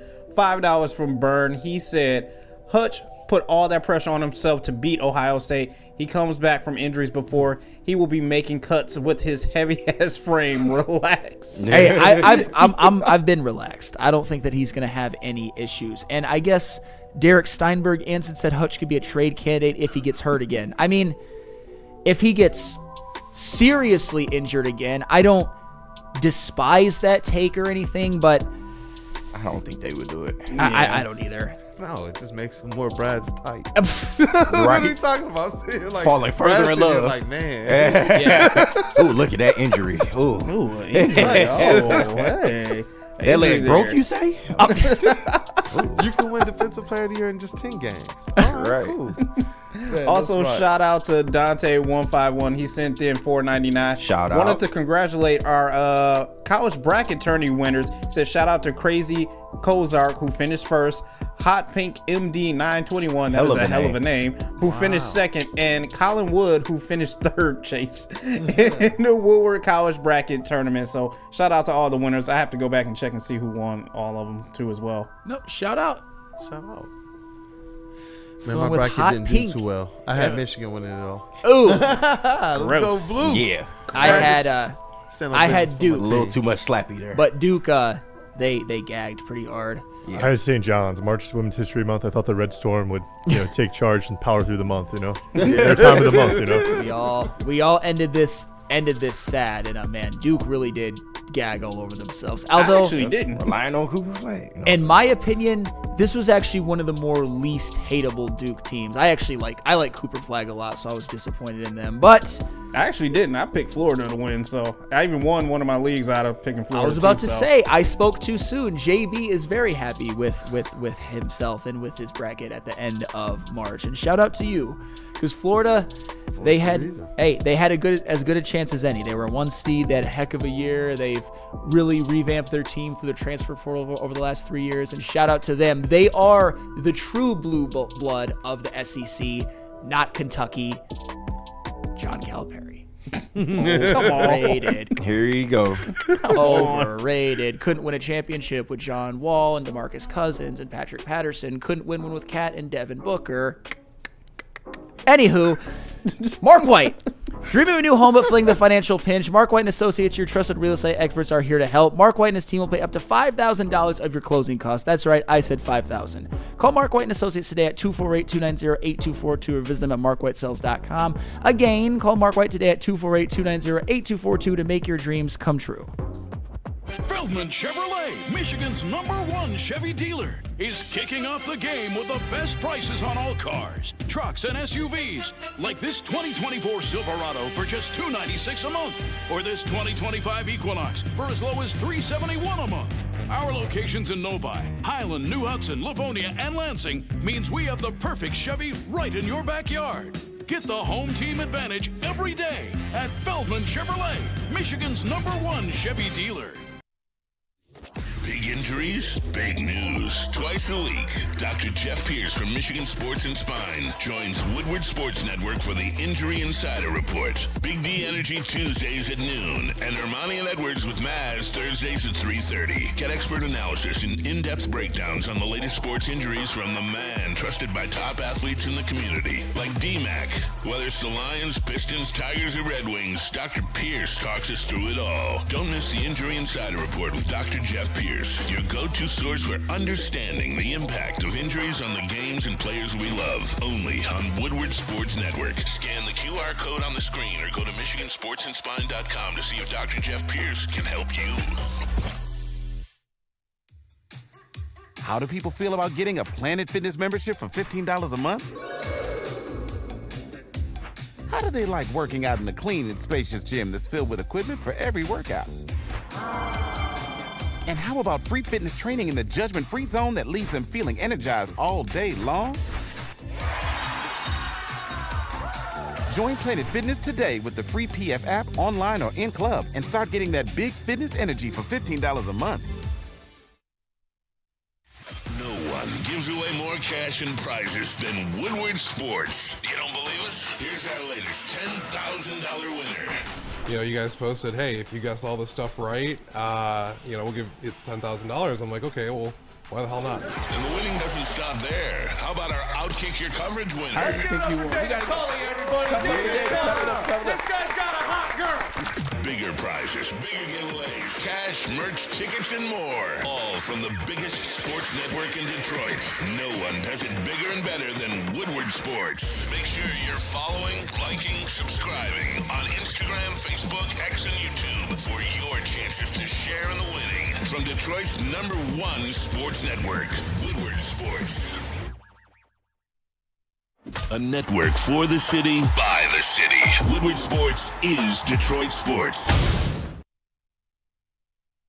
Stay connected with Woodward Sports on all social platforms. You want to be following us on Facebook, X, Instagram, along with YouTube, Twitch, and TikTok for the latest sports news, live updates, and behind-the-scenes action.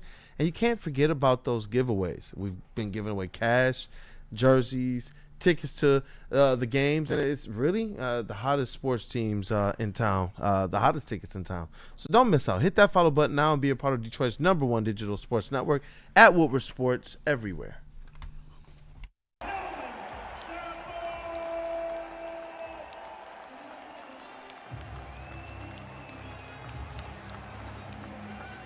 Neil Rule, Darren McCarty here to tell you about the.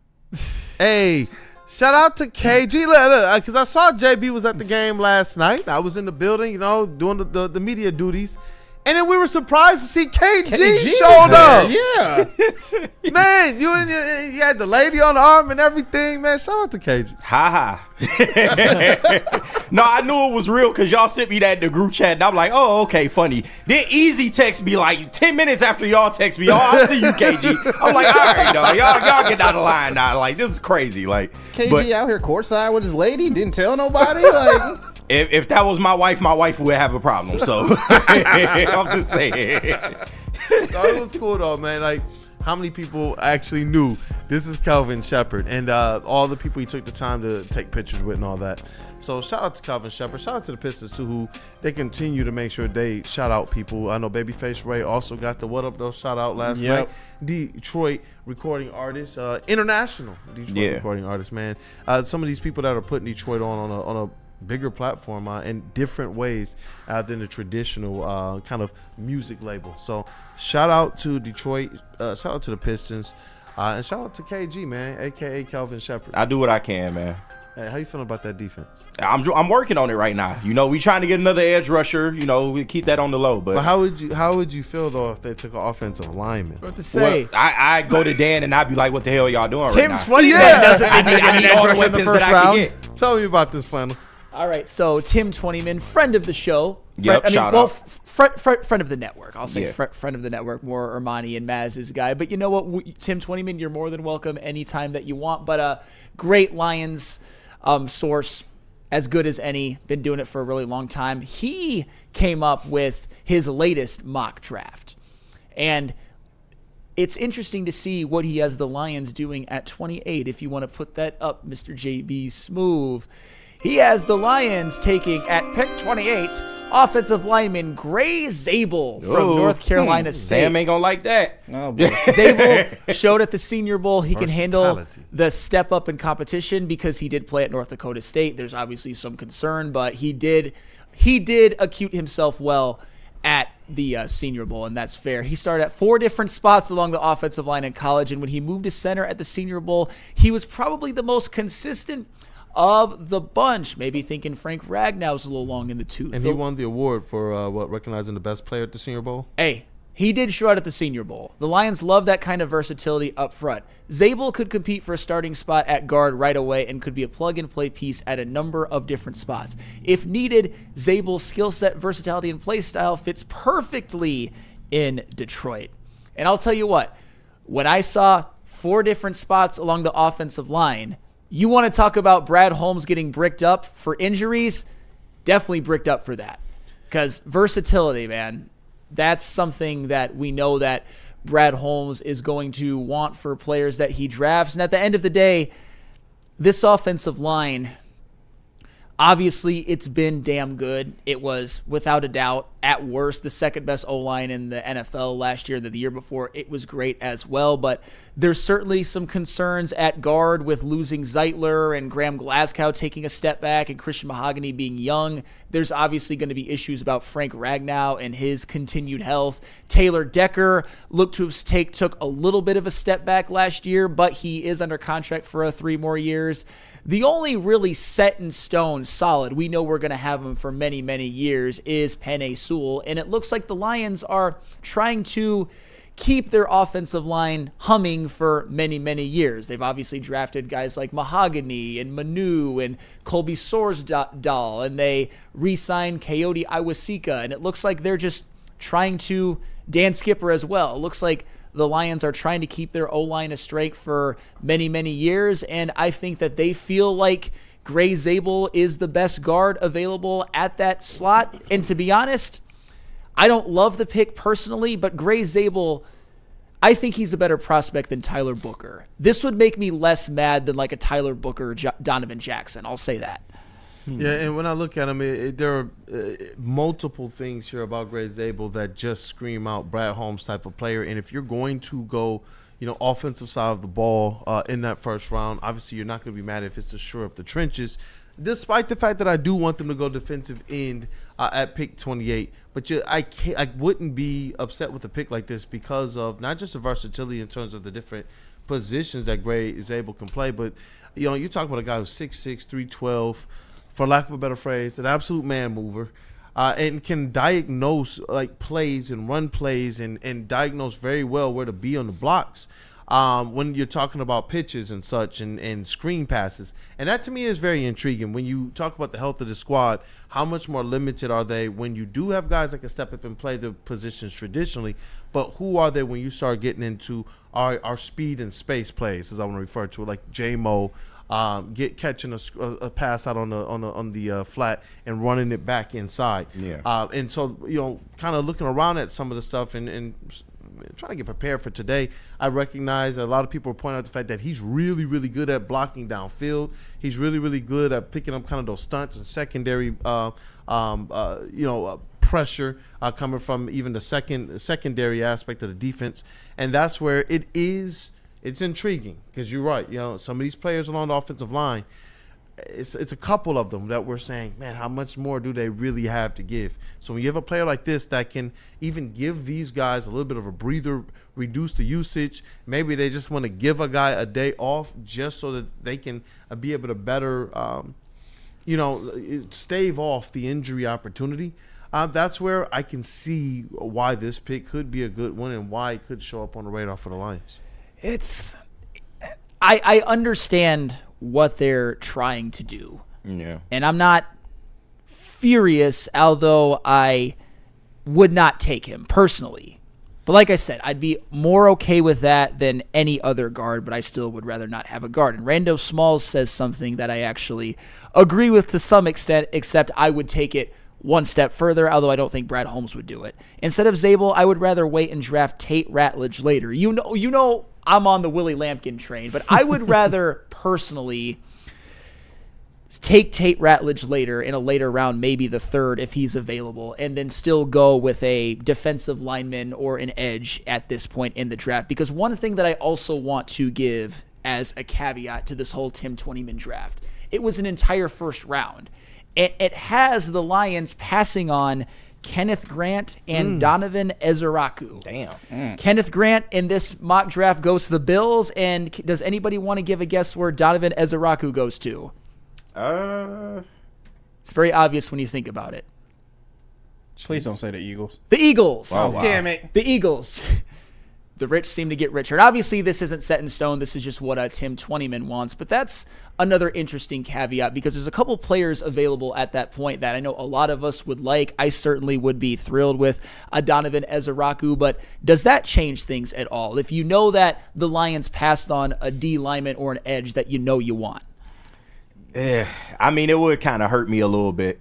I wouldn't necessarily be upset. And Gray Zabel, I forgot who had the mock draft last week. Somebody did have him as their first round pick in their mock draft. Sorry, I forgot your name. Can't give you credit. But I mean, I wouldn't be mad. I can't be mad, as a fan if you go out and make a pick like this. But is it something I would do? Maybe not, because the Lions are in a position now to where if they take an offensive lineman in the first round, I'm expecting him to be a day one starter. There can be no conversation as to Graham Glasgow is still going to start over this guy. I don't want to hear that. If you take him in the first round, he has to be somebody that hits the ground running. And for more than a breather, more than a versatility, more than a depth. Exactly. More than a feeling. You're saying this guy got to go. He gotta hit the ground running. And, I'm not necessarily scared of the school he came from, because, you know, based on the position that he plays, that can transcend talent levels, or, you know, it doesn't matter the conference that you play in. If you're a good offensive lineman and you have those tools, then 9 times out of 10, you're a good offensive lineman anywhere that you'll go. And they can mold him into what they want him to be. So I like a lot of the things about this guy. I know they value a lot of what he brings to the table, especially in terms of versatility, like Sam said. And I think that most guards that they draft at this point, they are expecting to have kind of that center versatility. I don't think they just drafting a outright guard at this point. But yeah, he would have to be a day one starter for me. And to me, defensive end is just way much more of a need right now than offensive lineman. Will you get one? Absolutely. But I would expect that to come in the second and or third round. Yeah, man, and obviously just depending on which is a deeper draft, that's where I'm going to trust Brad Holmes if he goes offensive lineman. I do believe he'll get an opportunity to select an edge or two in this draft, even beyond that. It's just a matter of how much impact are you getting.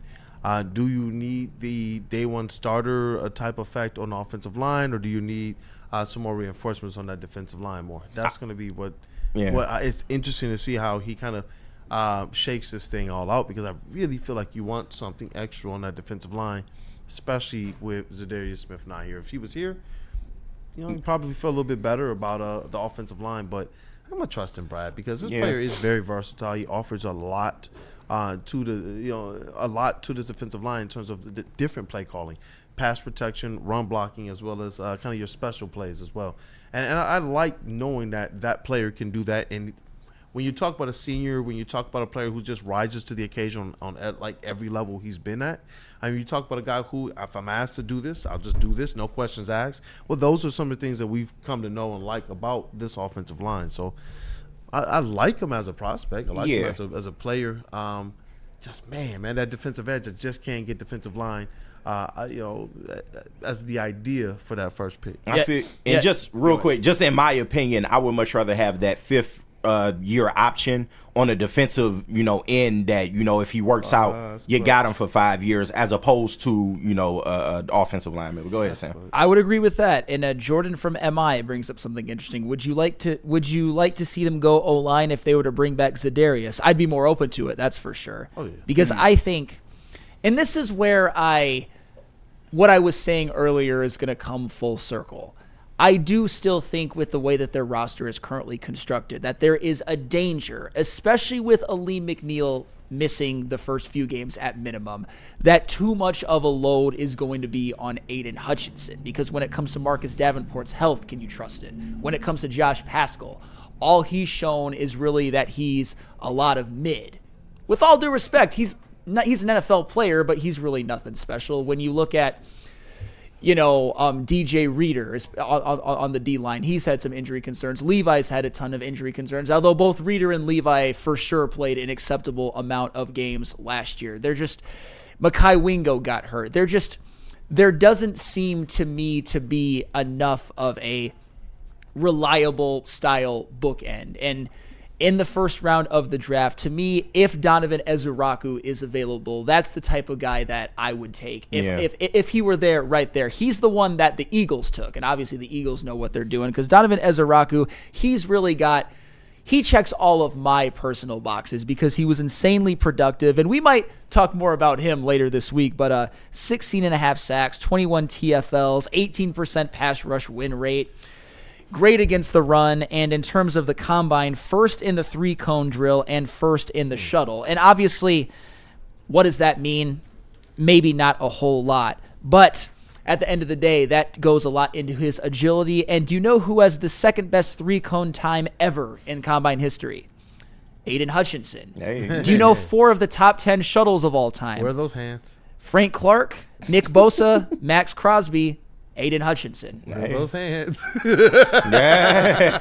So considering, and this is just Tim Twentyman's draft, by the way, if you were to say you can either have Donovan Ezuraku or Gray Zabel, I would pick Ezuraku 100 times out of 100. And I see Super Bowl Cartier, and I want to hear you guys' philosophy as well, because we don't know what's going to happen with Zadarius, but just as is right now going into this draft, what are your position locks for the first 2 rounds?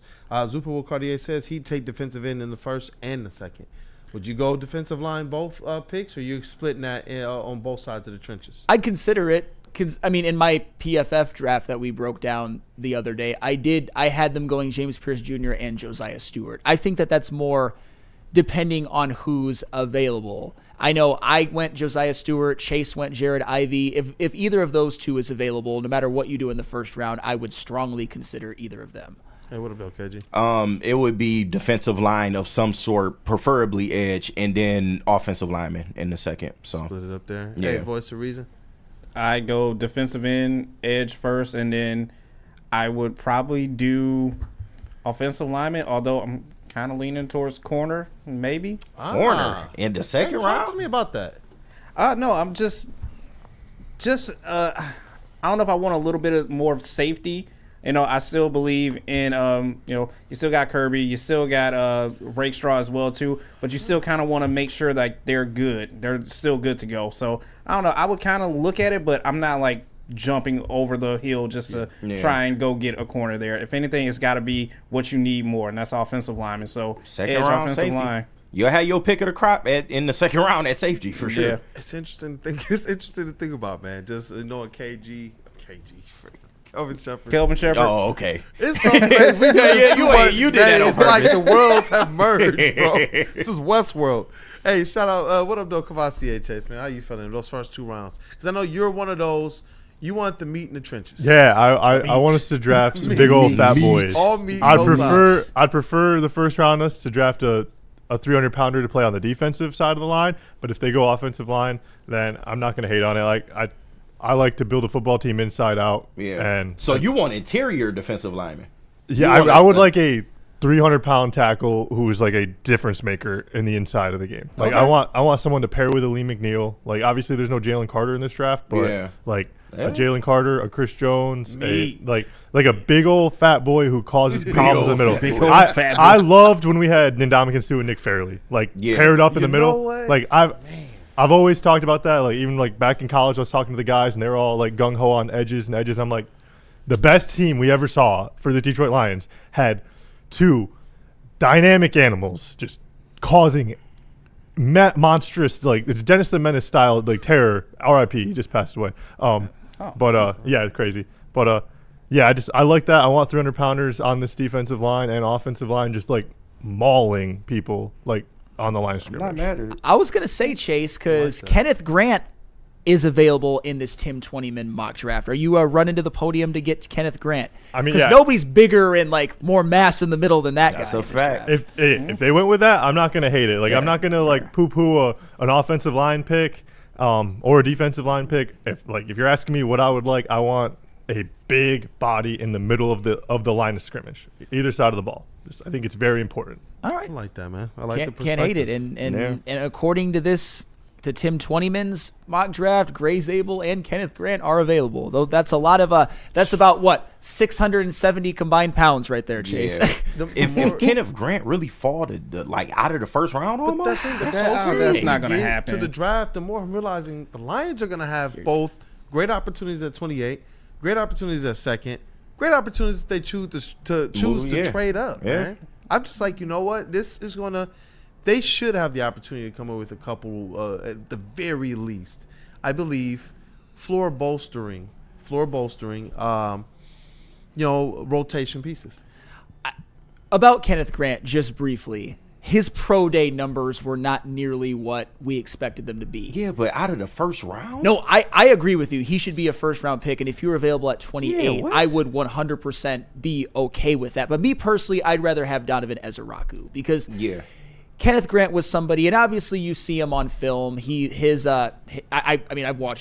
We all watch more of Kenneth Grant than just about any player because he's on Michigan, but he's obviously a difference maker, or he was in college. But one of the greatest guarantees in my life that wouldn't have ended up being a guarantee because I was wrong was that Kenneth Grant was going to light the combine on fire.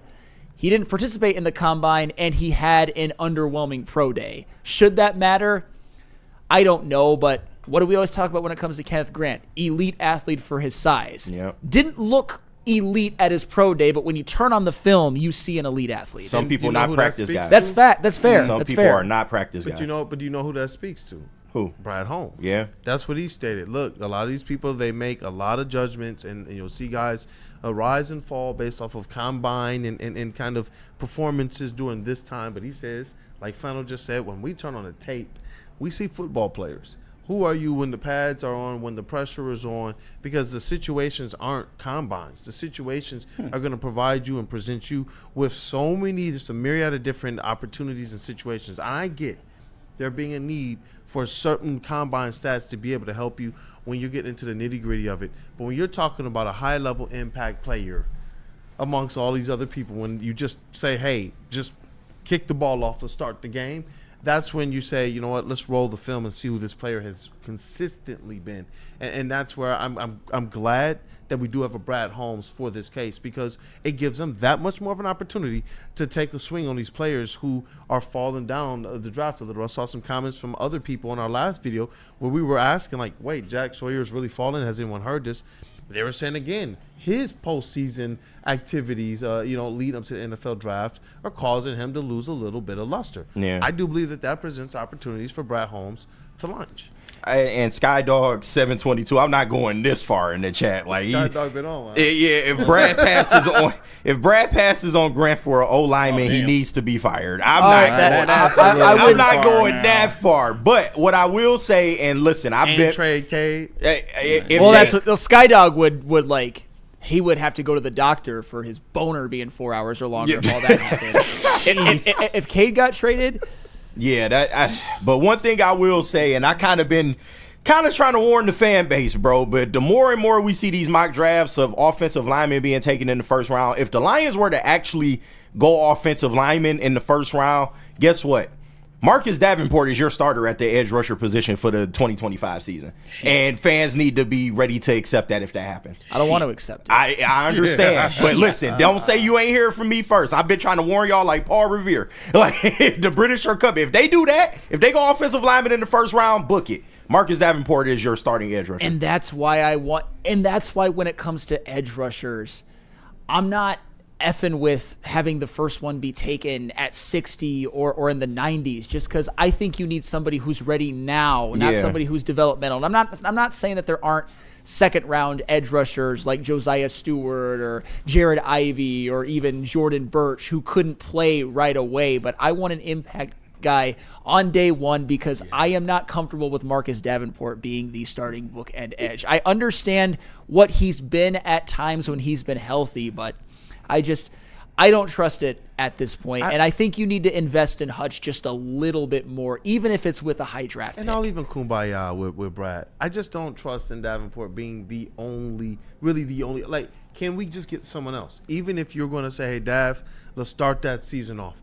I would still like more than insurance. Like how we're talking about the offensive line, I believe we should talk about the defensive line like that as well. We need some more young, hungry dogs on that defensive line that we can grow up here. And that's where I want to be able to, and I agree with you, somebody day one. I know, KG, you are adamant about that, especially if they take an offensive lineman. You want somebody that is, even if they don't start them, you know that the skill set day one is this guy could start. And I do. You want a difference maker. You want a person who come in and make an impact. Especially when you saw what went down in the Super Bowl. We're talking about a team with Super Bowl expectations.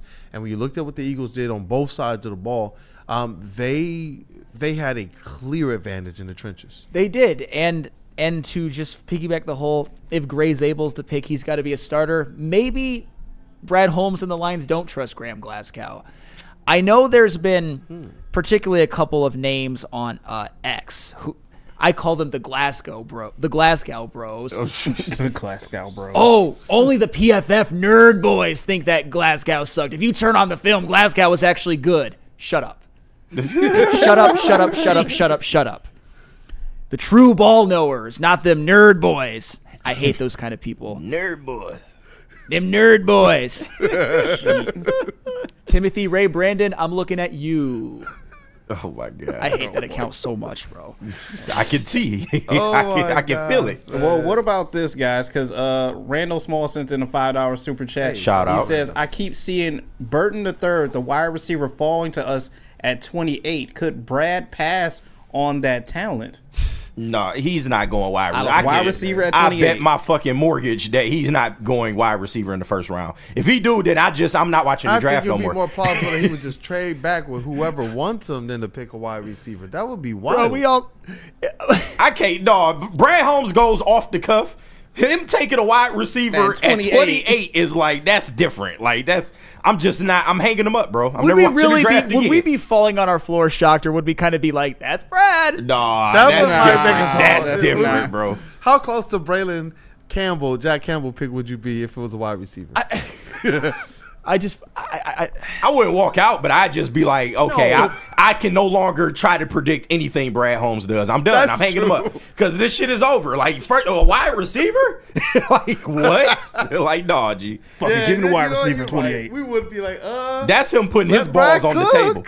That's Brad cooking for it. He putting his nuts on in the dish, like in the dish. Yeah, you know how we say putting your foot in it. No, that's putting your sack in there, dog. Like I can't even speak to that. He's talking about he keeping it there even while people are still getting food out the exactly. dish. It's Brad Holmes. And Weezy D313, better prospect coming out, Davenport or Shamar Stewart? Davenport, but I'd ask you, Weezy, has Davenport lived up to the hype? Please answer this correctly. I am begging you. Well, actually, I'm begging you to answer this incorrectly. If you think that Marcus Davenport has been a rousing success in the NFL, you've got some wild takes. Nobody nuts over more mid players than you. But if you think Davenport has been a success, he is not. Especially with the Lions. Man, that's what we do here in Detroit. Especially with the Lions. And not to say that they won't get anybody, but if they don't take him in the first round, then I fear that he's more of a developmental guy and they're going to ride with Davenport as the starter. We play as mid players like Krispy Kreme here, man. That's what we do. That's what we do. Hey, I see another one here in the chat. Super Bowl Cartier, he says, Flannel gave nerds swirlies. I did not, but... Flannel was getting the swirly. No, I was not. I was very much like a nobody in high school, but I wasn't really a nerd or jock. I just did my own thing. But it's just. But you were a football player. Him raging out at highlights in the back of the class. Very 2 years of very mid edge rusher, although and a defensive tackle. Although I was on the JV hands team for a kickoff return. Recovering, okay. Because I had one good practice where I recovering on sidekicks. Yeah, Dan Campbell guy, Brad Holmes guy. I see it. How many sacks did you have? 0. Damn. 0. Flannel Reeves Maven. How many pressures did you have? Probably like a few. I don't know. I don't know if Springfield High School JV recorded pressures, but if they did, might have gotten in there for a couple. But yeah, just the Glasgow bros are getting on my damn nerves. If you want to say that he'll bounce back this year and maybe play right guard and be in an advantageous position, I'm not mad at you for that. But to try to pretend that Graham Glasgow played well is just that's bodying to too much of a level. JBSmooovv, we're friends. We gotta say what up though too, because I know we got everybody's favorite segment on the way. And Weezy D313, because I want to be fair, he answered, Davenport definitely hasn't lived up to where he was drafted. I'm not a Davenport slappy, but I see the vision. Can't hate that, as long as you're honest. And I'm not denying that Davenport hasn't showed that he's been talented at times. And of course he's was a better prospect than Shamar Stewart is. It's just that Shamar Stewart doesn't have an NFL track record of some seasons not being as productive as you would like and other seasons having catastrophic injuries. So we'll see. I hope that you're right, man. I hope that I bet a jersey on it. If Marcus Davenport has 8 sacks this season, I'll pay up. I paid up with J-Mo. I'll pay up with a Marcus Davenport. And because I made a jersey bet, that's just more likely that it's going to happen because the universe wants me in Lions jerseys. That's fair enough.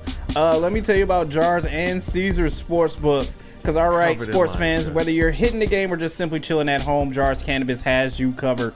Jars is home to Michigan's largest line of recreational cannabis products. 27 locations across the state, 9 alone in Metro Detroit. So there's always one close nearby you. But don't fear, because if you live in Grand Rapids, Madison Heights, or Milan, Michigan, stores are popping up your way very, very soon. If you don't have time to check them out in store, you can always see all the products they have online at jarscannabis.com. Because I know you want to get high. Hell yeah. But also, why don't you get high and play some bets responsibly, of course, and watch the game at Caesars Sportsbook, the official sportsbook of us here at Woodward Sports. Scan that QR code on screen. Use code word Woodward1000. You can deposit up to $1,000, but all you have to do is place a minimum of a $20 bet. If it doesn't hit, they will throw it right back into your account with no questions asked. Hey, if you bet on the Pistons last night, guess what? That 20 is right back into your account to bet again today, hopefully on the Tigers. Caesars Sportsbook, the official sportsbook of us here at Woodward Sports. Feldman Chevrolet, Michigan's #1 Chevy dealer, is kicking off the game with the best prices on all cars, trucks, and SUVs, like this 2024 Silverado for just $296 a month, or this 2025 Equinox for as low as $371 a month. Our locations in Novi, Highland, New Hudson, Livonia, and Lansing means we have the perfect Chevy right in your backyard. Get the home team advantage every day at Feldman Chevrolet, Michigan's #1 Chevy dealer. A ton of fun, a ton of sports, and a ton of man meat. Welcome to the Woodward Heavyweights, live daily 5 to 7 p.m. on Woodward Sports. How do people feel about getting a Planet Fitness membership for $15 a month? How do they like working out in a clean and spacious gym that's filled with equipment for every workout? And how about free fitness training in the judgment-free zone that leaves them feeling energized all day long? Join Planet Fitness today with the free PF app, online or in club, and start getting that big fitness energy for $15 a month. Loom Cannabis Co., one of our great sponsors here at Woodward Sports.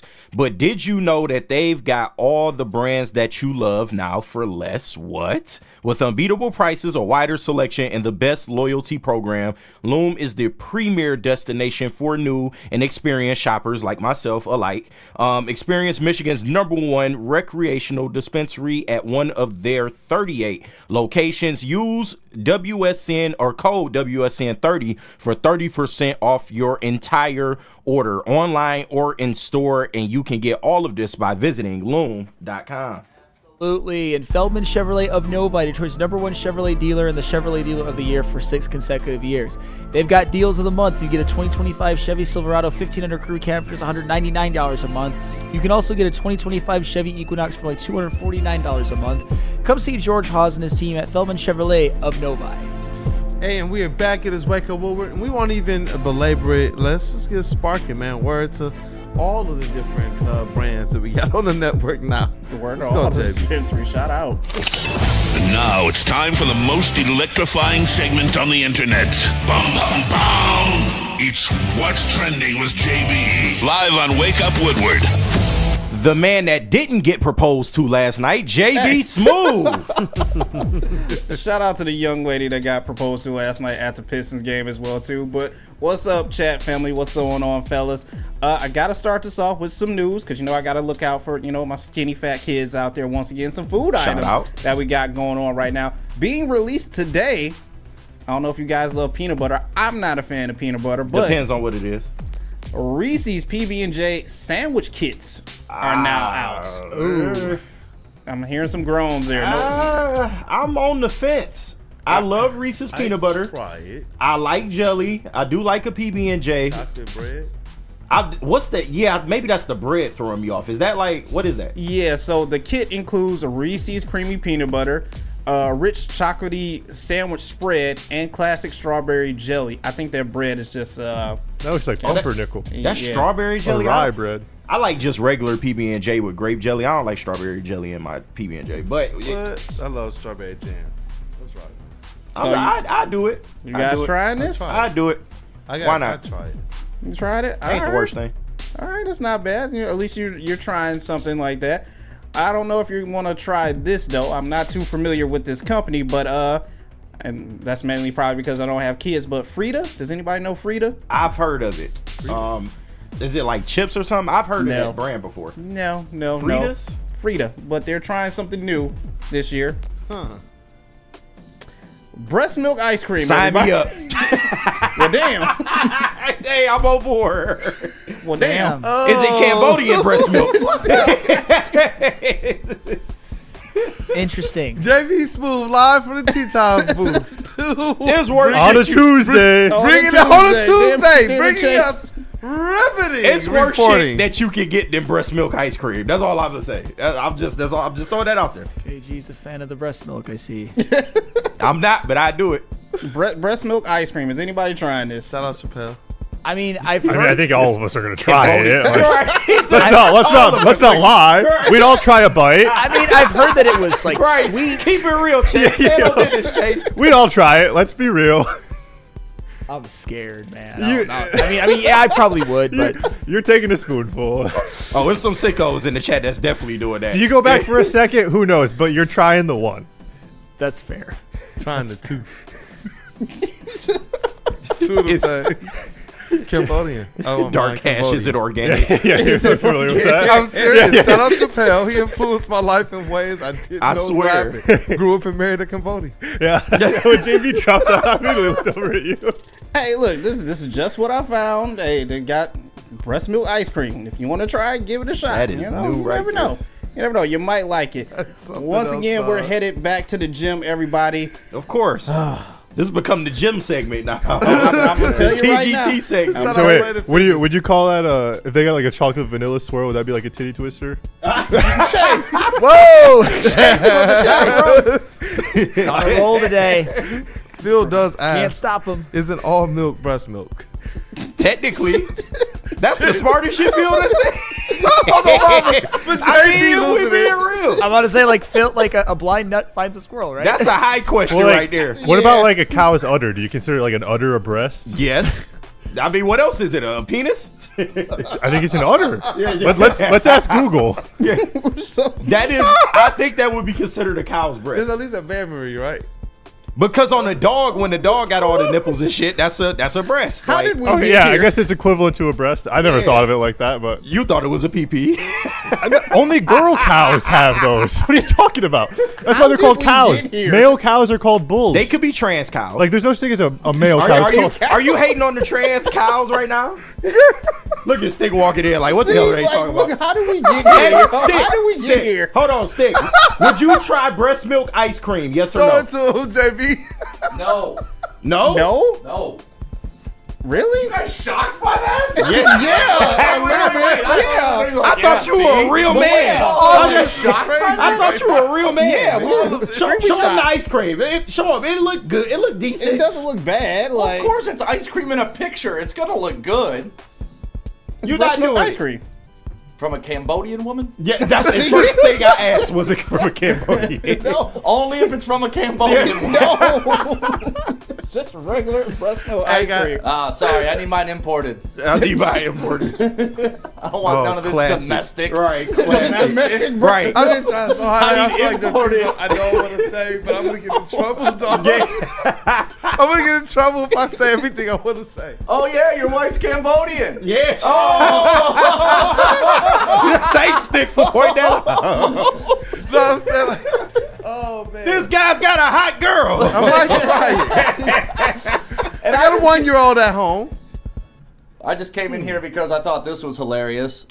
What is that? What? Oh my goodness. Why? I don't know, but I'm gonna try to make a hoop with it, and I guarantee it misses. How many times did you try to pick up that bag? Did you For fumble it? what reason at all? They're not even doing the Angel Reese promotion anymore. But she got a meal like everybody else. Sweetie got a fucking McDonald's meal. Like, what are we talking about?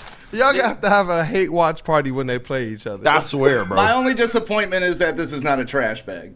Oh, Gee. I just don't understand what his hate is with it. Off the top rope. Hey, you know what? She did get what MVP of this summer league that she was in. No, the Or unrivaled defensive player league. of the year, Yeah. the unrivaled. Oh, Yeah. She was open. I guess. Working out with Lisa Leslie. So. Lady freaking frog, you. Shout out to Shot 216 Kool-Aid's for been that. holding out. Make Diddy proud. Oh man, I see Bird, man. Shout out to this nasty. this amazing chat, man. No. You got any more No. you got any more, JB? I do. We need to move on. Like I said, another back to We the were gym talking video. about udders and just move on. What? What did that have to do with trans cows? Why was that when I walked in? Like, can we circle back to what I walked in on? I don't know what they were talking about. Chase thought the udder on the cow was a pee-pee. No, I know. I never said that. I just asked if it was a I have not said a word during this segment. I asked if it was the same as a breast. I didn't ask if it was a dick. That's completely different. Also, I know that a female, like a cow, is a female and a bull is a male. He doesn't support trans cows. My uncle had a farm. He's like 104 years old. It's my mom's uncle. Your uncle had a trans cow. No, he has a dairy farm with over 100 cows, and my dad would go out there. Was one of the cows trans? I don't know. I don't know. I don't know, but the one with the one udder took forever to milk. That's all I know. Oh shit! This has been great.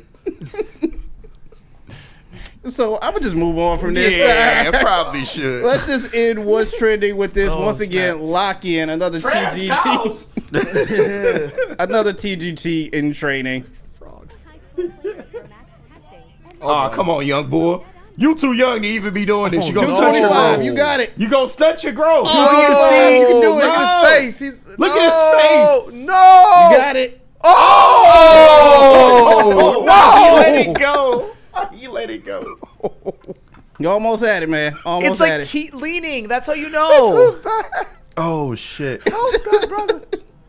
Help him! Y'all let him Just let it go, though. That's the funniest Y'all let him shit. get all bent over and everything. He just like gave up. Like, help him!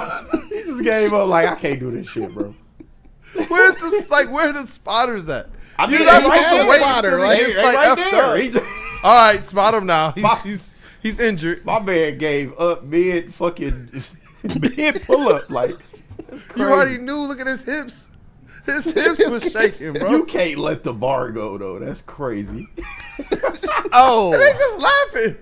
Wait, get better for look at all the people around him, dog. Kool-Aid, if that was you, we laughing at you, bro. Look That's at just it, that's being a I'm good not friend. doing it, dog. That's being a good teammate. Hey, I'm spotting you. Psych. It's hard to spot somebody to let the bar roll up the front of his head, though. Like, that's crazy. At that time, you gotta grab the bar.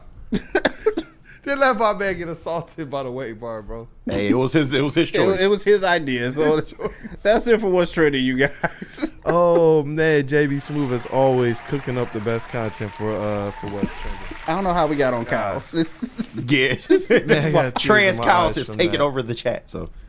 Oh, goodness gracious. Mike G talk about they tip both ways. They tip both ways. Oh my god. Flannel Sam's been eerily quiet. He didn't know where to go with the cows. Sam don't like the trans Where to go cows. with that? Sam is not a fan of trans cows. Dude, what's up with this whole trans cow thing you're trying to force? No, You're like Gretchen in Mean Girls trying to make fetch a thing right now. Yeah, no, hey, it worked. I'm just talking shit though.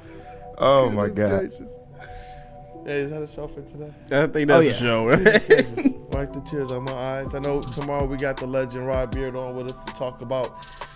That'll be our last show of the regular season with Rod Beard. And, the next one we'll be talking about the playoffs. Yeah. Playoffs. 6 seed. The last 2 times they were 8th seed and ceremoniously just slaughtered. And that's it for LeBron James and then for Giannis. That's how it went down for those 5th seeds. But this one, hey, you know, this one, shout out Angel Reese. On this one, though, they got a real opportunity to go in there and you know what, make some noise. Absolutely, they do. Hey, we'll get this thing broken down. We'll get that chest pass one, too. Hey, that's right.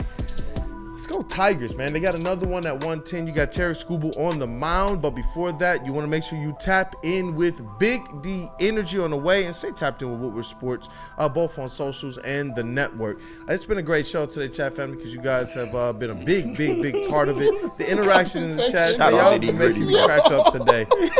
More of these vibes, man. If you haven't got the opportunity to, go ahead and smash that. Hey, it worked. It worked. Shout out to our brother Matthew Broder and that dude Justin. Kavasi Chase. What up, though, brother? What up, though, Kavasi? Oh, hey, what's up, guys? Hope you guys are having a good one. Chasing the chat like, what the fuck? No, I'm trying to finish this last clip right now. But no, tap in episode 5 of Fast and Loose. They had a great weekend of racing down in Darlington, throwback weekend, and so JB and I cooked it up this morning. Should be a fun episode. So he's fast, I'm loose. So stay tapped in, and then hope you guys have a good rest of your week. Tapped in. Red Wings need to get it done in regulation tonight. Hey, let's rock, man. I see people like the ending of the show today. Yeah, man. Taco Cheese, hell yeah. Y'all Funny, welcome. good show. Randall Smalls, great show, guys. See you tomorrow. Hey, great show, chat. Hey, and you know what? That's from Phil. Thank you guys for all of the love and for all the support you guys give us. This elite booth. Shout out to KG in the sound booth. What up, though, man? Hey. Number one draft pick. Chilling, bro. Chilling. Thank you for everybody that joined us today. We appreciate all the support. Shout out to my team. Love y'all, man. Support the trans cows out there, and let's keep this shit rolling, bro. Hey, let's keep it rolling. I see Burn with the $5 super chat. He says, so that was actually proper spotting. The spotter pushed him forward. Also, what's he going to do? Curl 225, fall into the ground? LOL. Hey, you know what? Oh, man. It's just such a bad look the way it went down. Nah, man. That's all on your boy right there. Such a bad look. Shout out to WUW Sports MVP in the TD booth, JBSmooovv, and Godfather Stick in the building. What up, though? In the T-Tots booth on a Tuesday, this just got wild. I'm spotting JB. Right. I wasn't spotting. You guys in the chat are cracking me up out here, man. I love you guys. Beautiful it's a good cows, show. the best cows. We love the trans cows. We love all cows. We support Love all cows. All cows matter.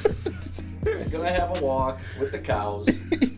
Hey, the Veteran This Squad, Angel Reach Veteran train. Network. That is Randall Sam, man. What up, though, brother? Yep. Welcome back. Thank you. Red Wings have a must-win in regulation tonight. Must-win in regulation, or their season. I already think their season is probably over in terms of playoffs, but if they don't win in regulation tonight, it is 100% over. Those damn Canadians have gotten hot. Hey, Damn it's your Canadian. friend, Whoa, let's not get political. You're the business reporter right for the network, man. Hey, shout out to our Canadian friend who just joined as well. What, LSAO? Montreal Canadians, the name of the team. Montreal. Do you mean to call them the Habs? Montreal Canadians. Montreal, the name of the team. Original 6. Montreal. Why do you hate Montreal. French people? Yeah, well, shout out- French like button, Shout out for the Alicio, WUW man. French Canadians are some of the worst people in the world. I mean, Damn. Crew. Losing again. that is Trans cow hate, bro, French let's- Canadian hate. What the fuck is going on this They're show? called Tourette's over there. You Just think spitting you out know random somebody. things. Everybody, wake up Woodward. You think you know My people, neighbor man? has 3 rabbits. Don't know.